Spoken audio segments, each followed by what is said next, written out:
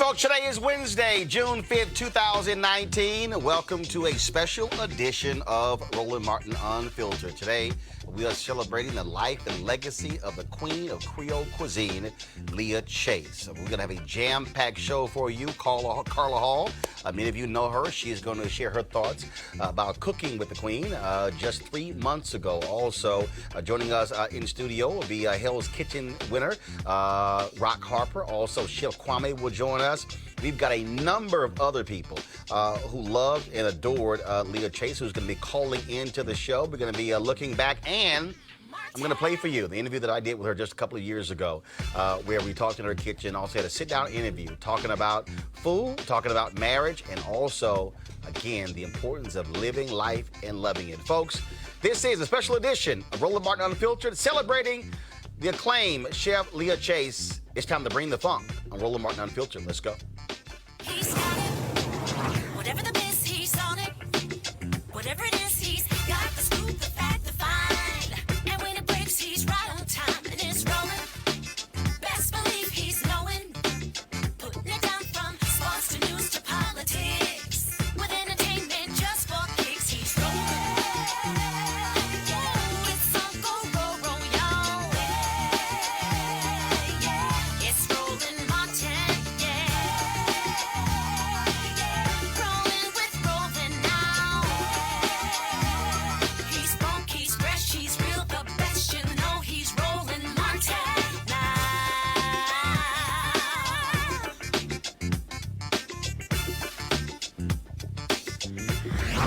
Martin. All right, folks, glad to have you with us today on June 5th. It was about 5 days ago. We lost the great chef, Leah Chase, of course, the queen of Creole cuisine, passed away surrounded by family members in the city of New Orleans, where she is from, where she cooked for so many years. Of course, we know her from Inductee Chase's restaurant, of course, the restaurant she had there with her longtime husband, who passed away. 70 years they were married. He passed away just a couple of years ago. She was an acclaimed chef. Of course, she served presidents, every single major figure you can think of. They, of course, came through her restaurant. In fact, I'm going to show you a video later in the show. Quincy Jones talking about going through her restaurant. And so what we have here is, y'all come on in. So what we decided to do was, versus to have a normal show, we decided to have a dinner party for Leah Chase. And so my man John Murray is here. Of course, he dined there on many occasions.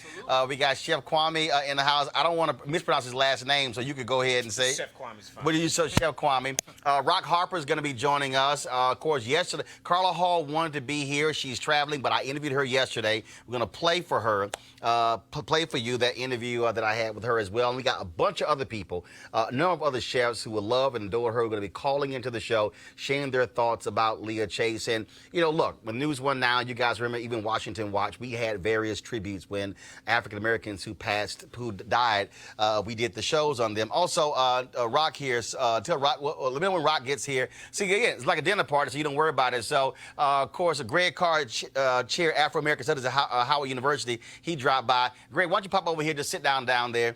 We were going to be joined by Tanya Lombard, of course, the niece of Chef Chase, but she's still grieving, and so she couldn't be with us. But again, we got a great show lined up for you folks. But first, we want to start this thing out. First of all, let me set this thing up. So when I interviewed Leah Chase a couple of years ago, at her restaurant, it was great. And she talked about fried chicken. She talked about gumbo. She talked about her favorite spaghetti and meatballs. She talked about all that sort of stuff. And so I said, well, what the heck? Rock, come on in. And so Rock Harper is here. Of course, he runs Hell's Kitchen. Rock is bringing in the fried chicken. So he literally is walking to the door. And so he's got the fried chicken wrapped up. Chef Kwame, he brought the jollof rice, and so we got that. We're gonna bring that out here in a second. I fixed the gumbo and went ahead and made the spaghetti. And so, matter of fact, Roland, I brought Tupperware. Wow, really? And aluminum foil. Really?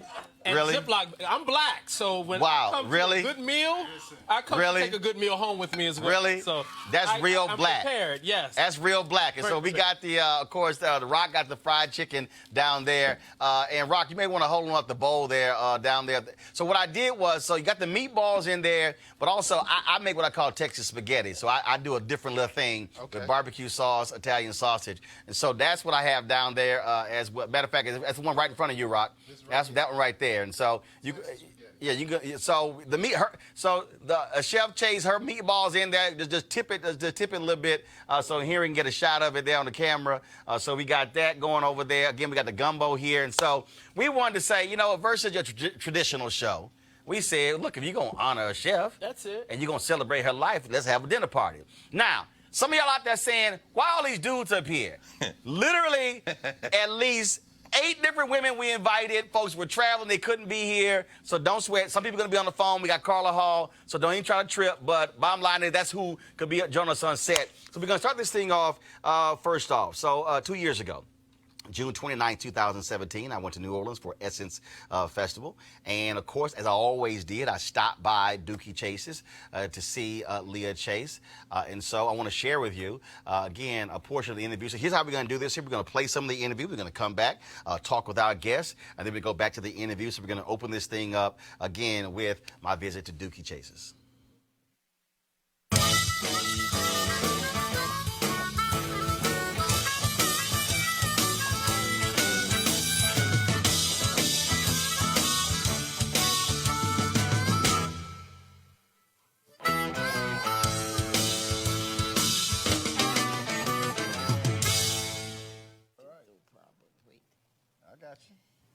There we go. Don't trust Roland. Look, my son was in the military. Uh-huh. And I got you right here. There we go. hold it, Roland. Don't you let me fall on this I floor. got you. I told you I got you. You got me. Oh, y'all, that's the wrong interview. Okay, so here's a piece. That's the second part of the interview. The first part of the interview was when I was actually meeting her in the kitchen. So I want y'all to get that queued up so we can have that ready. That's the second part of the interview. No, it's not. No, that's wrong. So I'm just trying to tell you. Okay, all right. So here's what we're going to do. We're going to first do this here. We're going to go to our guests first. I'm going to set this whole thing up, and then we're going to get this thing straight. But first, go around the table. So first, people at the table, who actually met Leah Chase? Who met Leah Chase? I did. Yeah. Let's first talk about her. The fact that here's a woman who loved and celebrated, but who took traditional food there in New Orleans. And again, y'all, this dinner party, y'all can serve plates. Is it somebody going to say the grace? Lord God, we thank you for the food, thank you for the opportunity of fellowship, and the food be nourished to your bodies, your words nourished to our spirit. Name your son Jesus, amen. There you go. All right. So, who took food that in New Orleans, she talked about it, where it was always about French food, where she's like, no. Now we going to do the Creole food, which has now become the thing in New Orleans. Inductee Chase's flipped the switch for the entire city. It was interesting, Roland, thinking about her life. One of the beautiful things about Nana Chase was that she brought all of black culture together. I mean, even though she's called Creole, it's interesting to see within her family, her mother's side of the family, how she battled even her aunties and grandmother about that notion. She said, I'm not quite sure what Creole is. We shouldn't have black people getting away from us. So you got fried chicken here. She said, if you're going to cook in our community, I want it all there because our people work hard. And I want to serve it with a tablecloth and some fancy. So, I mean, ultimately, when we taste her food, we're tasting the culture of our people, it seems to me. And when I see you brothers and my friend Carla Hall, who went to high school with, actually, you know, I look at this, you all are the next generation of people who have said, our people created some of the greatest foods in the history of the world, and they should be able to enjoy that food and introduce that food, all of it, to the world. So I'm going to get the interview set up. Y'all go ahead and have a conversation. Yes, I'll be right back. I love to eat the food that our people have created. No you question. know, there's no shame in my game. I was excited when Carla Hall put out her soul food book because I love soul food. You know, everybody likes to say, oh, I love breakfast food, and give me sushi. No, I love soul food. And so I first got to eat at Leah Chase's restaurant, Inductee Chase, about a decade ago. It was maybe right after Hurricane Katrina. She was only opening up for lunch hours, and a diversity executive named Joycelyn Allen had taken me to Essence for an opportunity, and so it was the first time she had opened the restaurant up.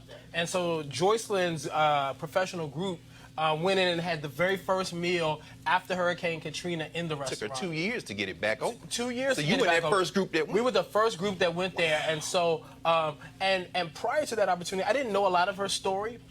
But the first time you meet her and the first time you eat that food, you become immersed in her and her legacy and her history, and then learning that she was the inspiration for Disney's Princess Tiana and the Princess and the Frog, and just all the elite and dignitaries and stuff that ate at that restaurant.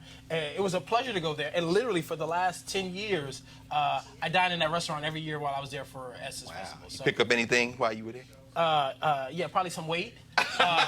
John, you can cook though. And the itis. You can cook though. Well, listen, I got a great cabbage the itis. recipe Yeah. that I've learned from cabbage and kale recipe that I've gotten for you, my brother. So, Listen, yeah. well, you know, I'm pretty sure you perfected it by now. Listen, it's pretty good. Well, she is, I mean, you know, I had the opportunity to meet her for the first time this past October. Howard Conyers and my friend Adrian Miller and Zella Palmer, they had, Howard hosted Gumbo Jubilee, where it was a celebration of, you know, black foodways and, you know, gumbo. Yeah. And just a bunch of sort of people, chefs, authors, and just different tastemakers in the industry. We're all down and we were brainstorming. We had some workshops, and one of the workshops was at Inductee Chase. Wow. And she came out. She was just, she was going to come out, maybe she wasn't. First of all, I got to sort of, before I go into that story, I drove from Cape Cod, Massachusetts, all the way down to New Orleans. Wow. I was staying up in Cape Cod, and I wanted to do this thing, and I drove, and I was on a fried chicken tour. I think. Come on, man. I know. Come I'm on. proud of my fried chicken. Come on. This And bird right here. It's the best bird ever, right? Yes, sir. So, Well, you thought like you need to pass it down. listen, hold on.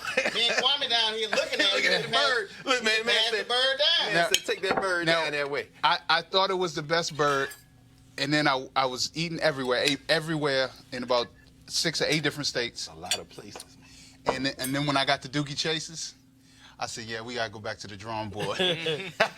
I'm serious. It was just amazing, and I love how she, you know, really didn't apologize. It's not confrontational space for just cooking black food. We often want to reframe and call it something other than it is. Right. But That back. I'm gonna do the y'all can pass the spaghetti on down. Go ahead, keep talking, keep talking. I think what she was so important for me, what I got out of it is how there's no need to sort of apologize or over-explain. This is just what we are, who we are, what I love to do, and let's just cook some. It's good, it's great food with a tremendous amount of pride and culture and you know, and history behind it. So, and she was just so full of life. Yeah. Yeah, that was Like, the I'm key. like 93, you know. Kwame, it's tough to get into a kitchen sometimes, and I'm like 93, Slim. I can't. It's no excuse. You know what I mean? None. Yeah, that was the cool yeah. thing about eating in her restaurant during the Essence Festival is that she would get really excited because, you know, most people don't realize this, but from an economic standpoint, the Essence Festival would take New Orleans and put it in the black for the entire year. Oh, yeah. And so that was a weekend that was once isolated in New Orleans. And, you know, it was too hot to be there. But, you know, Essence brought all these black folks down there. It's the largest festival in the world. And so she loved the influx of people that would come. And the fact that every time I was there over the last 10 years, except for maybe once, she was actually in the kitchen helping them cook the food. She cooked most of the food. Yeah, it was a privilege. And we would eat family style, and the food was always great, and get a little itis afterwards. So it was just really great. Not a little itis. A whole lot of itis. Whole lot. But then you get to the concert, and, you know, you dance it all off. So you'd feel good about yourself when it was all said and done. All right, so we have the interview, the right one, queued up. So here's me, June 29, 2017, talking to great Leah Chase.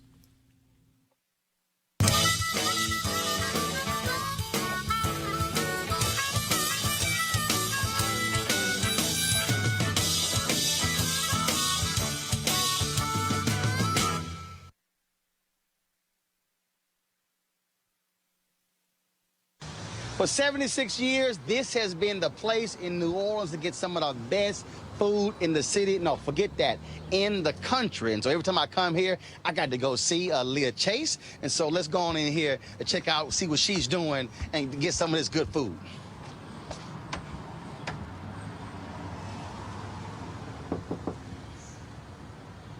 Damn, the door was locked. How the door locked? We in Inductee. Chase, where's the chef of the house?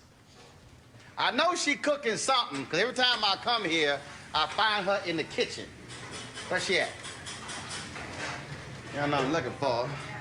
She ain't that tall, so. Let's see. How you doing?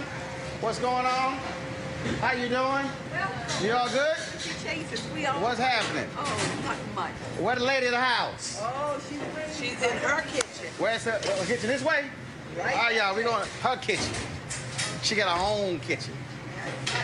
All right, Right over here. here we go. What's happening? What's happening? You know I can't come. You happening. You know I can't come to the city and not see you. Well, I was wondering if you put me down like all the other men. No, darling. How you doing? All the other men put me down. You know, when you get old, they put you down. Well, no, every time I come here, I got to come say, hey. All right. I decided to bring the cameras this time. You always bring your intimidating machine. They're not intimidated. They just always there. They tell the truth. That's right. That's right. What you got going? What you up to? Everything, man. Everything I'm up to. I'm getting ready to make a big pot of gumbo, and All right. I cooked my lunch. Got some tomato basil soup over there. All right. Is this cabbage? Cabbage. All right then. One of the few vegetables I actually eat. Oh no! Don't tell me you eat cabbage. I eat cabbage. I only eat like 3 of them. Oh, shame on you. Nothing like a good vegetable. Well, you know, and it's perfect too because I've been on this 10-day green smoothie cleanse for the last 10 days. So it officially ends tomorrow, so I can actually eat real food. All right. So yeah, I timed it to coincide with coming to New Orleans. All right. But in New Orleans, you know, we don't serve calories. You can eat whatever you want. All the rice, all the gumbo, all the fried chicken and baked macaroni, the jambalaya. Yeah, but the problem is the clothes you brought, you're not going to be able to fit to wear it to the concert. Well, whose problem is that? I look like your problem, because you got that before you left home. We don't put that. Oh, uh-huh. You see? Uh-huh. And you see all those nice shoulders? We put that under your belt. We don't like men with big shoulders and with big stomach. That means we fed them good. Well, good. Well, yeah, you got it going here. So, what's that? I see some corn and sausage. Oh, I know you like corn. I do. So, what's that dish called? That's called makshu, just a little corn makshu. Right. You know, that's a Cajun thing. Okay. But, you know, if you can't beat them, join them. Right. So, Right. we in New Orleans, in the Creole community, we just call that stewed corn. But they say makshu, okay, it's makshu. So, all right then. And then we have the cabbage, we Right. have a tomato basil soup, Okay. and we're gonna give you a lot of fried chicken today. And what my man? What he got going right here? Turkey necks. Turkey necks. Everybody likes a good turkey neck. You know, And that's what what's this here that's raw? that's chicken gizzards that we're gonna put in the gumbo. Okay. All right. You know, you have to have some gizzards in your gumbo. Really? Yeah, oh yeah, you can't have gumbo. Like first we do the ham shanks in there. You see, I will make that much gumbo. Right. That's gonna be about 30 gallons. Right there. 30 what? 30 gallons. 30 gallons. Uh-huh. Now, I can't make small pots of gumbo in my house. You so can't? I can't. That little 5-quart pot, I can't. So I have a 20-quart pot. I have 2 40-quart pots, and the 60-quart. We had to cook that outside. Yeah, because you don't have a big enough kitchen. Oh yeah, no. You got to cook that outside with the Bunsen burner. Yeah. But do you know how to make a gumbo? You know how to make gumbo? All right. Oh my goodness, absolutely. Oh, all right. I like mine spicy. Okay, well, gumbo is always spicy. Now we had a fierce fight on Twitter. So comedian David Allen Greer swears that you must put okra in gumbo. Now I told him no, because my grandmother from Opelousas, Louisiana, my grandfather as well. I said the problem with okra when you put it in gumbo, okra is slimy. I said, so if you want it, you fix it separate, then put it in that bowl, but you don't put it in the big pot. Well, that all depends on what you're going to do. Okay? Don't go around here telling people okra gumbo is slimy. It is not. It's because you do not know how to cook it. Well, if it stays, I'm saying like after it's in the pot. No, it will not. You just got to slow cook it and cook the okra good. Okay. And I cook okra every day, not slime. But do you put okra in your gumbo? Not in this gumbo. Ah. But tomorrow I will make that much okra gumbo. Okay. So all I will have in that okra gumbo tomorrow is shrimp. And maybe Okay. I'll put some crab. But you can make okra gumbo, but okra is a thickener. Right. So we don't use that. We use filet, which Okay, is the ground sassafras leaves. Right. See, I use filet. So you and see also I like to keep mine simple. So I use sausage, chicken, shrimp. Now my grandmother used hen. Of The only course. problem with that hen a little tough. But it boils in that gumbo, and boy, does it give the flavor. That's Your true. grandma was right. Now what my dad does when he makes gumbo, and he taught me this, so he likes, some people like to have frozen shrimp because it's bigger quicker. But what he does is he also gets the fresh shrimp. With the heads. Well, no, what he does is we devein it, take the shells off, we then boil the shells, and then take the juice from that and put that in the pot. That's good. But you know, you always take that head of that shrimp and boil it with your shells. Okay. Because that's where your flavor is. So you're saying get shrimp with the heads already on it, It's already slice that head off, on. Take that, just break the head off. break the and head peel off, it. put that in the pot with With the the shells, shells. boil that, then get you a strainer and keep that juice and put that juice in the gumbo pot. But I'll tell you what, one thing better that I do, telling him everything, that he'll be running me out of business after a while. I take those shells and those heads, put them in a pot with a little butter, and let them cook down. Put a little water in them. Then I put them in a blender. Shells, everything in a blender. Let them blend, then strain it off. That is like You cooking. you blend the heads and the shells? And then you strain it. You put it in the Wow. strainer. And then you got powerful flavor there. You can do that No, I haven't tried that. because you don't know how to cook. Your grandmother knows how to cook, but you don't know how Yeah, to cook. my grandmother, God rest her soul, she actually could burn in the kitchen. My grandfather too. Yeah, oh really? Oh yeah. Well, in my neck of the woods, men didn't cook. Oh no. All the men cook in my family. We don't want women in our kitchen. Oh no? No. My mom taught my dad how to make gumbo and dirty rice. She can't even touch him now. She doesn't even. She Go does. Oh no, she doesn't even. If my mama cook now, that's a miracle. My dad does all the cooking. Isn't that wonderful? That's right. I think that's a nice thing to men to do, but in my day, men were not allowed in the kitchen. Oh no. Go out there, plow the field, dig the ground, do whatever you got to No. do. My grandmother had a catering business, so my dad cooked. My brother now runs our family catering business. He's an executive chef Okay. in Houston. So Good. I used to cook more, but I'm too busy now. So that way, when I go home, In Houston. they do all the cooking. Nothing in Houston but oxtails. No. I'm trying to tell you, my daddy. Okay, I'm gonna Oxtails and chitlins. I'm gonna bring my daddy back next time I come, and I'm telling you, you're gonna say, Let okay, him cook with yo, me. I would see how good he can I'm cook. trying to tell you. I'm trying to tell okay. That's a bet. That's a bet. That's a bet. I'll see if he can cook. But oxtails and chitlins, that's Houston. Oh, I can't do chitlins. I'll cuss you out. You do some chitlins. I can't do No. that. You know, man, I had a man who wanted me to do chitlins. And he was a prominent attorney. And he wanted to do chitlins and all kinds of things, you know. So I don't do chitlins. So you know what I did? I have chicken necks.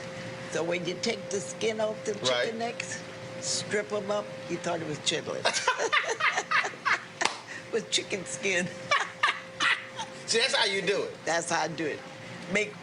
Mock chitlins. Well, look, you and I are gonna sit down and chat in the dining room. We're All gonna right. talk about food and Man, you look being good, here. and I'm proud of you. Well, I I'm appreciate really it. proud of you. You know. look good. Well, I appreciate it. You looking great. Got the pink on. I got a pink jacket as well. I'm gonna wear in a couple of nights with some white pants. Oh, go ahead. About time men put some color in their life. Oh yeah, I ain't afraid of color now. Don't be afraid That's of right. color. That's why they tell me I ain't afraid. It ain't too. They told me, they said, you know, it's hot in the kitchen. I said, yo, I grew up in the kitchen. I said, we cook with suits on. That's right. You Say can no cook. thing. I love that. You look good. Well, I Nice appreciate shirt and tie. So you Oh no, make- gotta do the ass guy. Gotta do the ass guy. Oh, You know, I gotta be a little different. But that's good. Always need to set a trend. I got a friend that's a chef. You may know Marcus. Marcus Samuel. Yeah, absolutely. Marcus wears the weirdest combinations you ever saw. Yeah. So I have another friend, Jawn Besh. I say, Jawn, look at Marcus. Start dressing like him. Put some color in your life. There you go. But it's fun. Absolutely. All right, we're going to head out there and chat. Okay, thank you so much. We're going to the dining room. All right. Be back. Okay.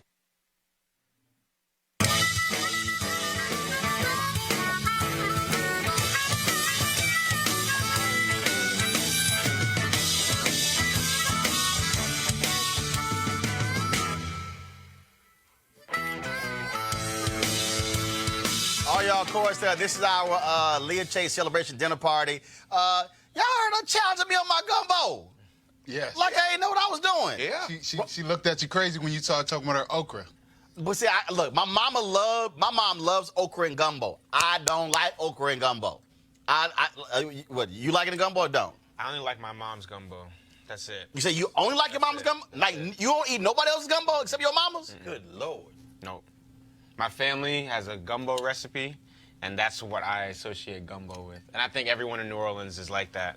It's like the best gumbo is in someone's house. Sure. So like that's the gumbo that I love. So if you don't eat that, you don't eat gumbo. Sure. Now, I'm kind of like that about potato salad. I know Roland doesn't eat any cold food. Hell no. Hell no. My mother makes the best potato salad, so like, you know, it is the standard in which I judge everybody else's potato salad by, you know, and I love the Caucasian side of my family, you know, and they often like to put raisins and peas and Hell no. and other things like that in their potato Put that salad. bread pudding. Y'all heard John. He just said the Cajun side of his family. I said the Caucasian. Caucasian. The Caucasian. Yes, That's Cajun. That's the same thing. My clear cousins, you know, they Because like, my side is the Creole. We ain't Cajun. But Roland, Uh-oh. I think Leah Chase was a little sweet on you. What was happening there in that What? kitchen? Charming. It was a little. The heat was on, and I don't mean on the stove. Until he mentioned them oxtails and chitlins. Hey, I Mock chitlins. don't do chitlins. Mock chitlins. I don't do chitlins. I can't do She chitlins. doesn't either. chitlins. You seriously? Love chitlins. You love Yeah, chitlins? So good. My mother nah. could cook them. They're so good. I had a birthday dinner one time, Chitlins? and the gospel Yeah. singer How? Ricky Dillard ordered You gotta chitlins cook them right. You have to at clean. Carolina You have to Kitchen. clean them right. You have to See, cook them right there. See, Yeah. stop right there. Yeah. That's the limitation. My grandmother, Lord rest her soul, Mel Lamont. Lord, they live 8 blocks from us. So I go to her house. I open the door, go into the house. The funk of those chitlins Oh, yeah. hit me. No, you don't understand. I turned right around. I was like, no! I was in the front yard. I was like, yo, what you need? I could not stand in that house with the funk of those chitlins. It ain't happening.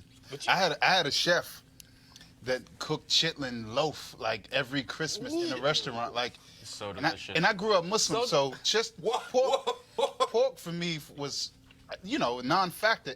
So it took me maybe 30 years to eat pork once I started really cooking.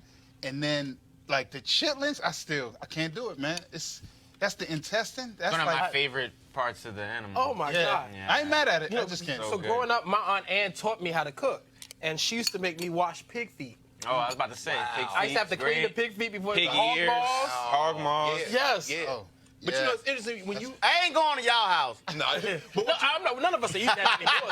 Though. what you said No, was, I eat it still. and she would talk about that. She would say, you know, the best food is in the house. Yeah. So if Yeah. you come into Inductee Chase's, I mean, in the early days, she said our people didn't really have money to dine out. It was, you know, she talked about, you know, what's my man, Marc Morial's father, Dutch. She said it was a few lawyers. We'll be talking to Marc Morial later. No, so, but she said, for the most part, our people didn't have money to dine.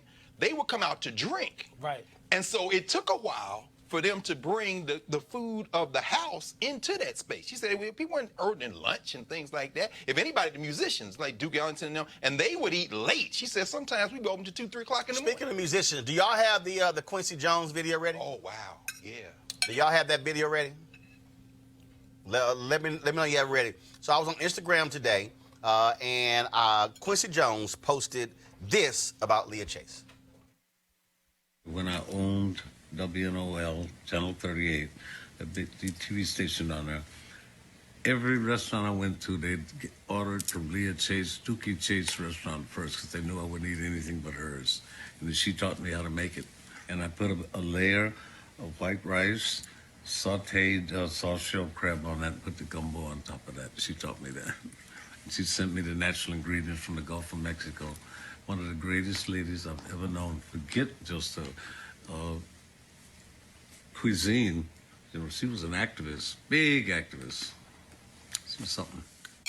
Let's talk about the activist piece. We're going to do so later, folks. We're going to be joined by former New Orleans Mayor Marc Morial, Reverend Jackson Sr.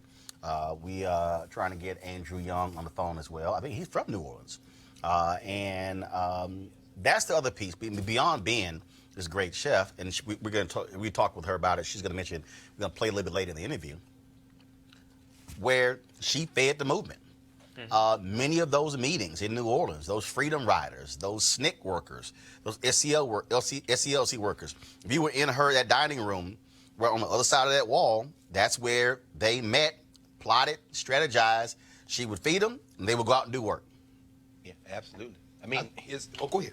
No, I think that's amazing. You know, when we talk about, you know, Nipsey Hussle and the marathon continuing, you know, I question my impact. Well, I recalibrate my impact in this. We're sort of having a food, you know, renaissance, especially in black food and black culture right now.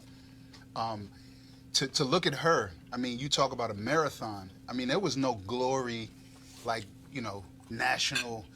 You know, there was no TV behind, I'm going to feed these folks my food and have all these. She was just doing it for the love of her food and her community and her country, essentially. I mean, I read a quote yesterday where she was talking about, she said she changed the world. The world was changed over gumbo and fried chicken. Wow. And so when you think about that moment, I mean, as a black woman, right, in food, during segregation or you know, post-segregation, you just think about, I mean, that's just really impactful for me, just having that sort of influence and wanting to do that. She really stepped into her calling. It's very empowering. Absolutely. I mean, and like you say, black women, a black woman who took the baton from another black woman, her mother-in-law. Right. I mean, her mother-in-law basically ran the small little takeout place, kind of sit-down restaurant they had, while her father-in-law was out moving policy, as they call it. They wouldn't call it the number in New Orleans. They said, we're moving policy. Well, in fact, you know, and then she kind of robs the cradle, right? She's 23, I think, when she marries her husband. And in fact, she talked about Does she? that. Okay, well, then She talked about the mother-in-law, the numbers running. Yes, sir. And this whole idea of how she was not smitten with Inductee Chase when she first met him. All right, here's a sit-down portion of my interview with the great Leah Chase.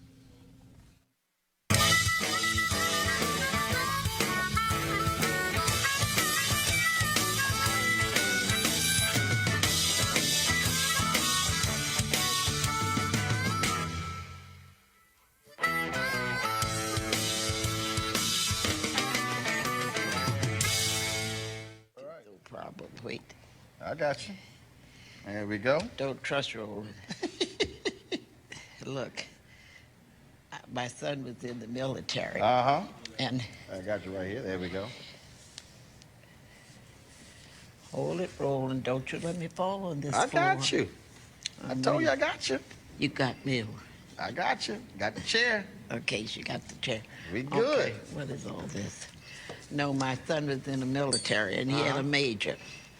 And you know, my son is one of those goody two-shoes. I don't know how he made it to be a captain in the Marine Corps. Because he want everybody to have good treatment, blah, blah, blah, blah, blah. So Major told him, look, Captain Chase, don't trust your mama.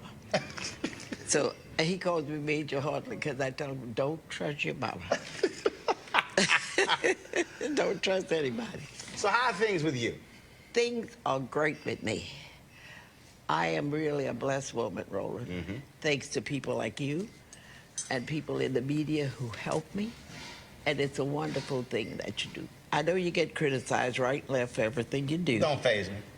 Don't let it faze you, because the media is so important.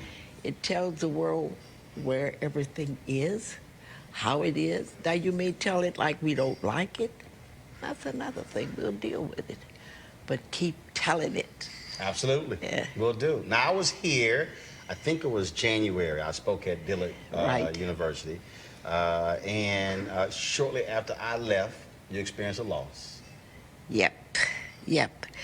I lost Dookie. You know, Dookie and I were married 70 years. 70 years. 70 years, that's a lifetime. And it's too funny. People used to say when we got married, they told my mother-in-law, oh, this is not gonna work. This girl is gonna ruin your business. Because I was 5 years old, Dookie was only 18. I was 23. So they said, this is not gonna work. But Dookie had been on the road since he's 16 years old with a big band, a 17-piece band. So he was kind of mature for his age. But we made it for 70 years. 70 years. Wow. And that's easy, and I tell that to all women, it's easy. You know how men are. No, how are we? You know, don't worry about them. Sometimes they stupid. So you just ignore them, let them go. Push them back, know when to push them out, when to pull them in. That's how you got to 70. That's how I got to 70. Well, my parents been married 50 years this year, so... They know how to do it. Yeah. You know, they know what to do. You don't sit up there and go toe-to-toe with a man. That's stupid. You running the show anyway. You're the big boss anyway, so just cool it and let him make believe he's having his way. Now, this place has been here 76 years. How did it start? Well, it started with my mother-in-law. My mother-in-law was another go-getter. My father-in-law did what you call, in your neck of the woods, you call him a numbers runner. But in New Orleans, we're very sophisticated. So we call it a lottery vendor. Doesn't that sound good? Yes, that sounds very good. He was a lottery vendor, and he sold the numbers all around. That's how he made all his money. And you know, in those days, you played what they call a gig, 3 numbers for a nickel. Now, if those numbers came out on this 12-number list, you won $9 for your nickel. But Dookie, Big Dookie, we used to call my father-in-law, he didn't play for a nickel. He would be bet maybe $10, $15 on his numbers. Wow. His numbers was 3, 5, and 8. When 3, 5, and 8 came out, everybody knew Duck hit. So that's how he started. My mother-in-law borrowed $600 from a brewery to start. And every time the man would bring his beer, she'd pay him back a little bit at a time. Try that today. You can't do that. You Can't do that. Can't do that. Now, obviously, it didn't start this size. We were just a bar on the corner. Just on the corner. We had the bar and tables on the bar. But my father-in-law was... And this is the original location. Okay. This corner is the original location. But she started there selling her sandwiches because then my father-in-law was very sickly and ulcers, terrible ulcers. And he was always sick, so he couldn't go out to his customers. You know, you had your customers you go out to. So she opened up a little sandwich shop, and she would take the numbers in the sandwich shop and sell her sandwiches. So it started with her. So how did you get into this thing? You know, I don't know how I got in here. Were you a duped? Look, I was waiting as a waitress in the French Quarter, 1940, 41. And I said, oh boy, I like this. You know, you try. I'm the top of the line. My mother had 14 children. She raised 11 of us. So here I'm the top of the line. When they got me through high school at 16 years old, I was graduating from St. Mary's Academy. So I had to find something to do. Didn't know what to do other than housework or cleaning. So I came here and I got this job as a waitress. Had never seen the inside of a restaurant in my life. Really? But the lady put me on the floor. She told me what to do, and the next day she put me by myself. So here I am, trying to wait tables that I don't know. Lady comes in the morning, she orders hot cakes. I said, well, would you like some toast with your hot cakes? You know what hot cakes were? What? Toast with hot cakes? I want that. So you learn as you go. And then, you know, I would be at the floor, but I would move to the kitchen. In those days, people stretched themselves a little bit more. I would even go in the kitchen and wash dishes and look at the chef. And I always ask him, well, I don't see any ladies in this kitchen, no women in here. He said, because they can't pick up the pots. Oh, I said, wait a minute. I don't see him picking up pots. He's the executive chef. He's not picking up pots. Somebody else is picking up those pots. But then I began to really like it. And in 1945, I met Tookie. And it was unbelievable because I didn't like musicians at all. Hated musicians. I didn't like them at all. I liked people like boxers and people with physical strength. And here comes this little musician.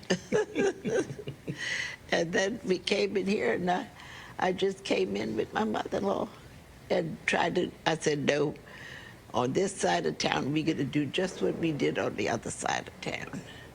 Only difference in people is the color of their skin, not Roland. That was so stupid. Because you have different cultures. Right. You eat different things. You're different. And I like being different. Nothing wrong with being different. Nothing wrong with being different. I like being different. So I said, we can change. First thing I put on the menu, lobster thermidor. And black folks said, where y'all get her from? Yeah, that's what they say. Oh, she's gonna ruin you, Emily. My mother-in-law's name is Emily. Emily, she's just gonna ruin you. Who in the world want that? So I had to back up and start doing the things that I knew how to do, like stuffed chicken breast, maybe with oyster dressing, and jambalayas, shrimp creoles, and things that people like to eat. Then after integration came, then we were allowed to go in other restaurants, and they learned to eat more things. You know, to me, that was the worst thing that segregation did to us. Kept us from learning. Look what you lost. Right. Look at the resources they lost by not educating black people, by not training them, by not showing them things. Look all the resources we lost. What was the first thing you ever remember cooking? Even as a kid, what was the first thing? Here are in the restaurant. I worked in the French quarters. When I worked at the coffee pot, after Miss Moore was scaling down, she was getting older, and she didn't want this dining room with the tablecloths and all that. She was trying to downsize. So she opened up this place called the Coffee Pot, and it still exists. So we went to the Coffee Pot selling hamburgers and breakfast and things like that. So we said, you know, Miss Savoy, we would like to put on one hot lunch. People are tired of hamburgers and they're tired of sandwiches. She said, well, if you think you can do it, there were 3 girls. I was 18, the other girl was 19, one was 16. 3, we were in that restaurant. So she let us do it. Now, we don't know what the heck we're doing. We don't know what to put on. So first thing we put on was what we ate at home, Creole wieners and spaghetti. For Creole wieners and spaghetti on the menu? On the menu. Creole wieners. That meant you make a good tomato sauce, put those wieners in there, and put them over spaghetti. That's what we ate at home. So, but you know, it worked. It worked? It worked. It worked. So sometimes I say, here we go back to depression. Creole wieners and spaghetti. Creole wieners and spaghetti. You put that on the menu now. They'll say, I think she's lost it, y'all. I think she's lost it.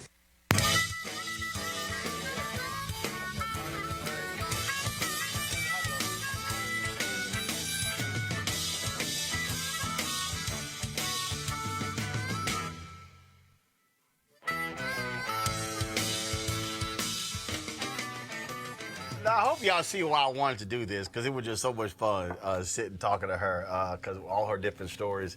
Joining us right now, folks, is someone who knew Leah Chase very well. He, of course, a lieutenant, Reverend Dr. Martin Luther King, Jr. Welcome to Roland Martin Unfiltered, Reverend Jackson Sr. Reverend, how you doing? Roland, God bless you. Roland, this interview is a piece of artwork. It should be in the African American Museum in Washington, because it was more than food at Leah Chase. You know, it was between Houston and Atlanta. And Atlanta, of course, was Beeman's and H&H and Pascal's. And Washington was Simpson's and New York was Red Rooster. And these were our watering holes, our stopping places. So people in New Orleans like Mahalia Jackson and Reverend Bishop Jackson and Dr. King and Marc Morial's father, and all of us would always gather. And the thing about the outstanding food and service at Inductee Chase, it survived integration. Many restaurants went out of business. They did not have the appeal or the stature, or frankly, the other stuff that goes with a restaurant. And she said, and it became a framework even for white people. Sometimes you couldn't get in the place for white people. It became a frame of reference. And every calls me. I mean, Bobby Bluebland, I had dinner there, and B.B. King and I had breakfast there, and Johnny Taylor and Sam Cooke. Everybody stopped at Inductee Chase. Ms. Chase was always first off service and food. And when we were in the deepest dark part of segregation, couldn't eat out. Couldn't eat out. We always go and feel good about it. We felt we were in the first class place, and it was. Well, Reverend, that's one of the reasons why I wanted to do this. First of all, that's why also I created this show, is because I still contend that our heroes and sheroes, when they pass away, unless they are an Aretha Franklin or someone who has been accepted by mainstream media, they don't necessarily get their just dessert. So luckily, we had opportunity. Well, Aretha Franklin, she's there, and Father Reverend Franklin, she's there. All of us, we met at Inductee Chase. We ate there, we met there. We organized strategy there. When Dutch Morial, we organized his campaign for the mayor there. That was a big deal. When Dutch became mayor of New Orleans, that was a big deal at that time. One of the first mayors in the Deep South, my God. And we mobilized all of New Orleans and the design housing project across the street. Reverend Paul Morton, when he was in his early beginning years, always eat at Inductee Chase. It was the place. It became like pastors in Atlanta, pastors, a frame of reference. In many ways, like Gladys was for a long time in Chicago, it was a frame of reference. And so we are indebted to her, feeding us and also giving us a place of dignity and decency. We made us feel good about ourselves. Reverend, last question for you. How important is it for this generation and future generations to keep telling these stories, to remembering these ancestors, because nobody arrived where we are today on our own? Well, the Bible says, remove not the ancient landmarks our mothers and fathers have set. And if you don't have a frame of reference, you are lost. I mean, if it's like a boat in the dark without a lighthouse, you don't have a frame of reference. I live in Chicago now. You have a generation of African Americans who are more educated. They've been to the Big Ten schools. But now we've lost all the black banks. We've lost the key restaurants. They get everything except a sense of entrepreneur, a sense of drive. Miss Chase she was looking for a way to start business, not just to eat downtown, but to have a place of business. She hired people. And people who came out of jail, many of them, Roland, who of course couldn't get in, they could work for her. It was a place of second chances. Everything about Inductee Chase made and makes sense. I come and know about being there again in her memory and in her honor. Reverend Jesse Jackson Sr., we appreciate you joining us to honor Leah Chase. Thanks a bunch. Thank you. When you hear Reverend lay that out, Kwame, it does cause you to say, wait a minute, hold up. A lot of us, we just went to the restaurant. But to think that when he made the point, but one of the things that survived integration, because so many of our institutions have disappeared. They fell because of it. And I think that's one of the biggest testaments that I took away from, having Leah Chase like a living legend, while we were here. Running a restaurant is difficult. It's always incredibly hard. Most fail. I've had my share of successes, my share of failures. But whenever I thought about Leah Chase and what she did and what she had to go through, my problems were minuscule compared to hers. And that's why I honored at my restaurant. Her quote is on my wall. It's on. Which quote is that? It's everyone can cook good food if you just put a little love in it. And it's the truth. How you talked about the gumbo. You're like, man, I wish I had this one hot sauce so I can put it in it, and I really like that passion. I literally called my dad. I was like, okay, I need a substitute because I'm missing what I want. What's the substitute? But that passion leads to good food because you're putting care into something, and there's no way it's going to be bad, you know? And that's what I think she was talking about. But with her just focusing on food, she was able to transform a nation by just caring about her food. Yeah. So, Greg, I love the showcase of black art that was featured in the restaurant. Oh, man. I thought, it just added to the ambiance and to the historic nature of what she was doing and how she was doing. Because while you were there eating this great cuisine, you could also walk around and see. And sometimes you'd go back and see these pieces, and they'd be gone because folks would come and they want to buy the pieces and stuff. So I love the fact that she was about giving back and also providing a showcase for these artisans and these artists in New Orleans as well. Now I know you have to go. You have another engagement, but later in the interview, one piece that she wanted on her wall was a piece of artwork from George W. Bush. Oh wow. And wait till y'all hear this. Wow. Now, out of all the presidents she served, wait till you hear what she had to say about George W. Bush and what kind of a man he was and how he enjoyed her food. It was an amazing part of the interview. Amazing part of the interview. We're going to be joined in a moment by Marc Morial. I want to now play another excerpt from my interview with the great Leah Chase.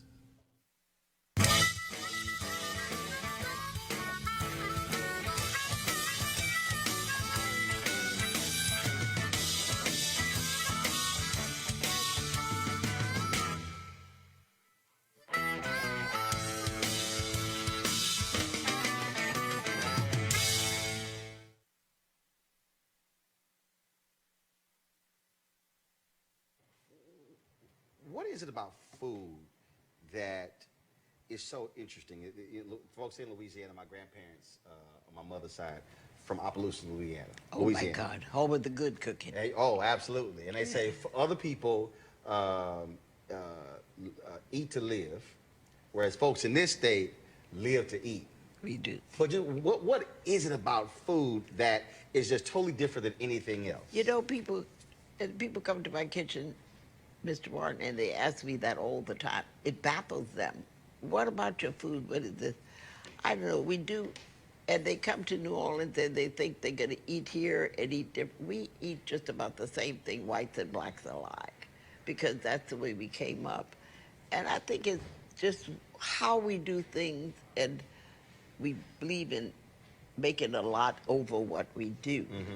You know, back in the day, the Creoles of color didn't realize how important that cooking and that sewing and the plastering and the carpentry, they took it for granted. They just did it. But it was masterful work. They took time and it tastes good. It tastes good. So, you know, when I came in the kitchen, big restaurants were not serving jambalayas and things like that.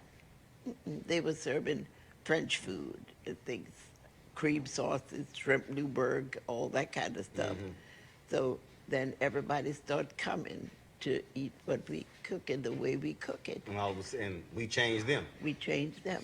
You know, in this restaurant, I feel right in this room and in that little gold room, we changed the course of America. Because all the freedom riders that left from here, like Rudy Lombard, Dodie Simmons, and all those people that are at the castle, those people that left here, they would meet here before they would leave. All I would do was serve them a bowl of gumbo and some fried chicken. They would make their plans, they would go. Come back, clean up, bowl of gumbo and fried chicken. So I'd say we changed the course of America over a bowl of gumbo and a fried chicken.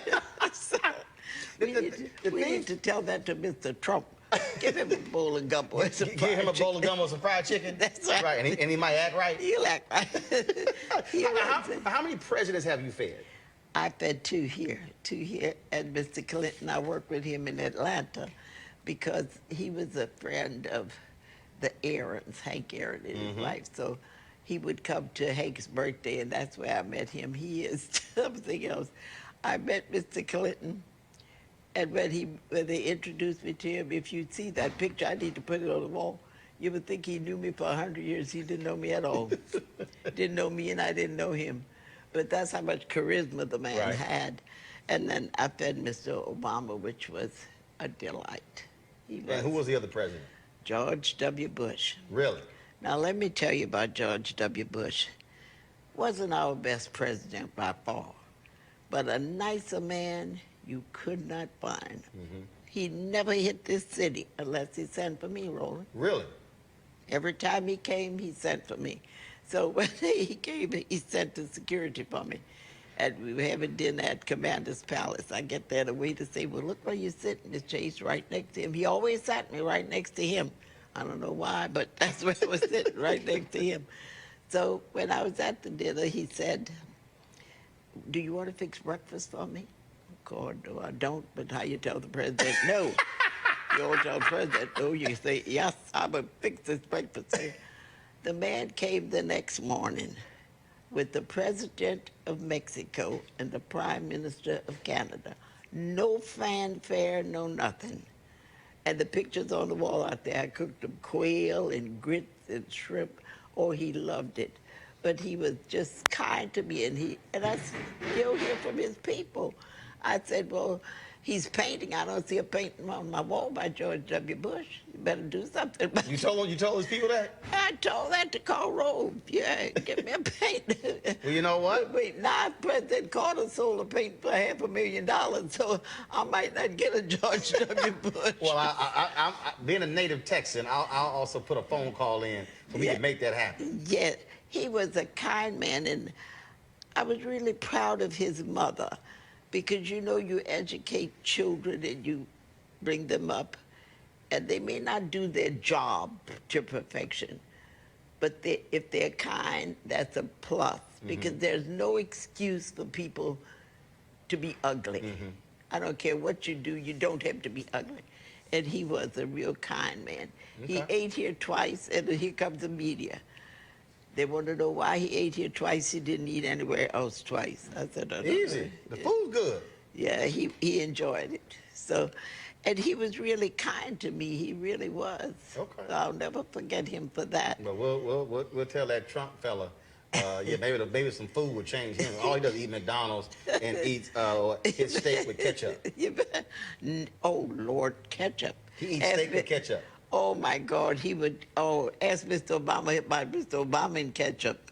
You know, Mr. Obama came here, and first thing he could do is order his gumbo. That's all well and good. And I said, I will fry your chicken. Chicken can hold on the plain cold. You can. He sits down with his gumbo, and he takes the hot sauce in my gumbo. Hadn't even tasted it yet. I said, oh, Lord, Mr. Obama, you don't put hot stuff in my gumbo. He hadn't even tasted it yet? Never tasted Oh, no. My daddy would cuss me out if I did that. So now the neighborhood, you know how my neighbors are. Some of them were good people. Some of them were the worst people in the world, but they were my policemen. Right. They were everything to me. So they said, Miss Dookie, you told him right. Don't be messing up your gumbo. Now, I take it he didn't do that again. No, he didn't do that again. He never forgot it because the world knew Mr. Obama put hot stuff in Leah's gumbo.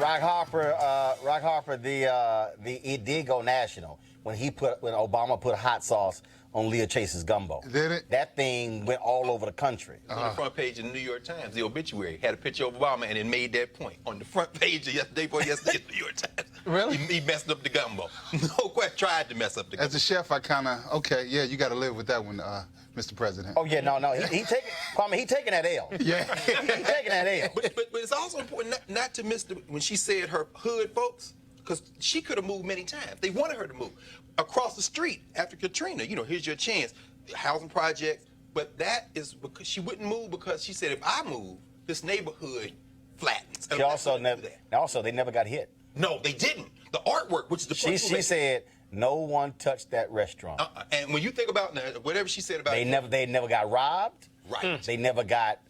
No one ever stoned that place. that was a monument. Nobody touched Dookie Chase's. And it's important, like I said, that artwork alone. Who cares about George W. Bush's painting? She got paintings from Jacob Lawrence, Elizabeth Catlett, Lois May Lou Jones, you name it, the great John Biggers, many of them free. They just gave them. She was the first person of any background to put artwork in restaurants. Well, she said a lot of folks gave her artwork to feed them. Yes. Yes. And then she was like, that thing worth something now. But to your point, Roland, they could have broken in on that artwork alone, brother. I mean, priceless. You can't. But the point is that you could walk in there across the street, get a meal. If you didn't have any money, work at the restaurant, and you're walking underneath artwork that is in art galleries around the world now, that if it were appraised at a number, that would blow the minds of the people. But it was in the neighborhood. She never put Dookie Chase's out of the reach of the people that made her. Yeah. Marc Morial, of course, longtime mayor of New Orleans. His father, Dutch Morial, the first black mayor of New Orleans. He joins us right now on Roland Martin Unfiltered. Marc, of course, now the CEO of National Urban League. Glad to have you. I wanted to do this again, not because I knew her, I interviewed her, but also because the nation really needs to understand the institution that she was, not just for New Orleans or for Louisiana, but really for Black America and the United States. Yeah, and like so many African-American restaurants, to really understand Leah Chase and the Chase family, you got to go back to the 1940s, the 1950s, and the 1960s, where Dookie Chase was a restaurant, a bar, and a takeout. But what it was a community meeting place, a community gathering place. Look, I remember the upstairs room that everyone has talked about. I remember that room. I was in that room many, many times as a boy and as a young man. The upstairs room that you couldn't find unless you knew where it was, where many of the civil rights meetings took place in the 1950s and the 1960s. Dookie Chase was a place where strategy was made, where plans were undertaken, where marches were discussed, where political movements were born. The Chases were extremely close. Mrs. Chase's mother-in-law and father-in-law were very close to my grandparents. Mrs. Chase and my father were like a play brother and play sister. When he ran for mayor the first time in 1977, the Chases were one of the first families to make a major contribution to his candidacy when he was a long shot a candidate. During my time, it was a place where we met. When the National Urban League hosted our conference there in 2012, we rented out the entire restaurant to be able to share with guests. And so it was a community gathering place. Now, Mrs. Chase was a woman of incredible wisdom and insight and kindness and generosity and just a unique person, a tremendous person. Last time I saw her just a month or two ago, she was in her kitchen, sitting down. She was taking corn off the cob to make one of her famous crab and corn soups. So she worked until she could not work anymore, and people came there to pay homage to Mrs. Chase. The fact that the Bushes and Bush and Obama as presidents ate there, I just think demonstrated what she meant to the nation. But, this is where Ray Charles, this is where Marvin Gaye, this is where Louis Armstrong, this is where all of the great Martin Luther King and Thurgood Marshall, this is where they ate when they visited New Orleans in the 1950s and the 1960s. And it was that kind of place. And I'm so just thankful to you, Roland, for paying tribute to our contribution to the nation and for devoting a great deal of time to help people recognize her. And I want people to have the confidence. There's another generation of Chases. Her grandson is a professionally trained chef who has his own catering business. Her daughter, they're going to continue. They'll continue. It'll never be the same without Leah. But it's going to be Dookie Chase's. If they just keep those secret recipes going that have been passed down, it's going to be great for many, many generations to come. Well, Mark, I'm glad you said that. There was somebody who came to our Instagram page who said that they planned on going to her restaurant next month for Essence Fest, and now that she died, they were not. I said, no, you are to go and to honor her. You are to go, honor her, and they will be there. They will continue. Look, since I've been going there, Roland, since I was a little boy with my grandparents and my parents, and I go back in the kitchen every time I visit. The people who are back there were like Mrs. Chase. They've worked there for years.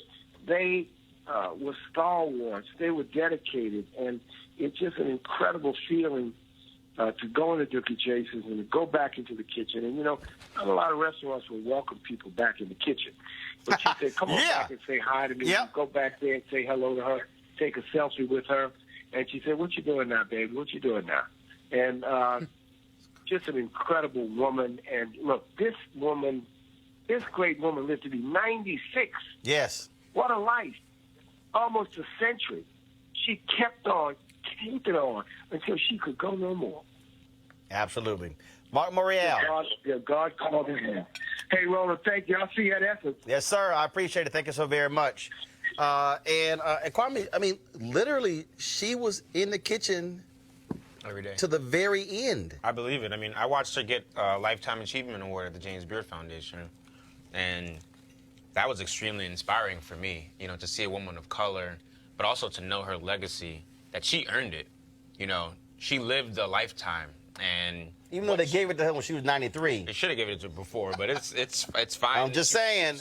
She was recognized. Yeah, yes, absolutely. And it's good to be recognized, and especially when your work transcends food and it transcends the art that you're really focused on. That's when you know you've made a huge impact. Jawn, I know you got to go. Final word.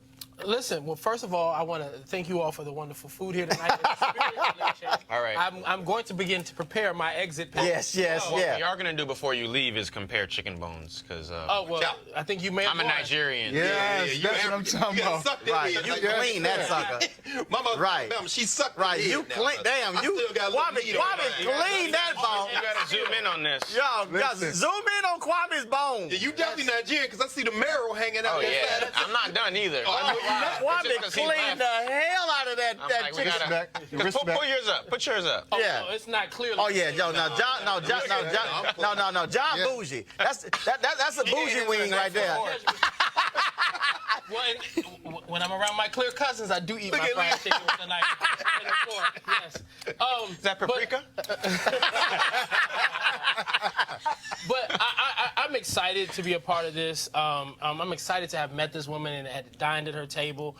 And I'm excited to see my brothers here, Kwame and Rock, be inspired by her journey. I'm excited that you have this Carla Hall interview later in the show where she talked about her new book, the new soul food book, and really revisiting our roots. And we as people of color have to stop being ashamed of our foundation and ashamed of our legacy. And we've got to stop letting other people, mainstream culture, tell us that things aren't good for us and our culture isn't what's good about us. And so embracing that, celebrating that, and remembering that continues our legacy. It advances our history, because if we don't know where we've been, we don't know where we're going. And so, and I know that I'm going somewhere soon, but I'm going to be taking wonderful leftovers with me. And I'm going to be thinking about you guys as I eat your great food throughout the day tomorrow during lunch. You might be the realest one here, man. You brought the foil and everything.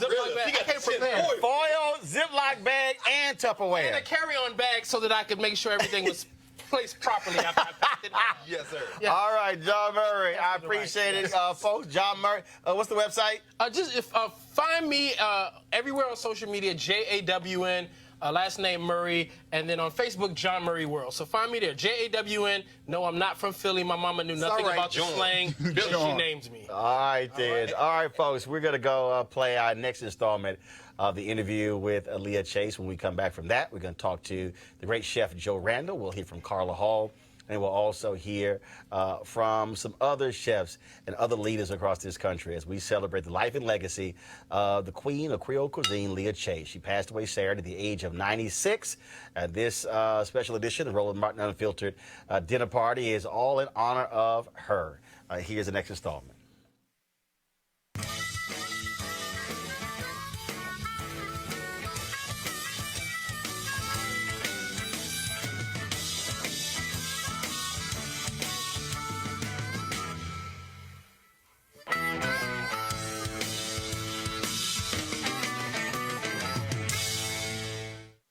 about, I look at my family, huge family, and whatever we get together, I mean, food is a central part. It's just, we literally congregate in the kitchen. That's the important. men in my family cook. We tell the women, y'all go and sit down.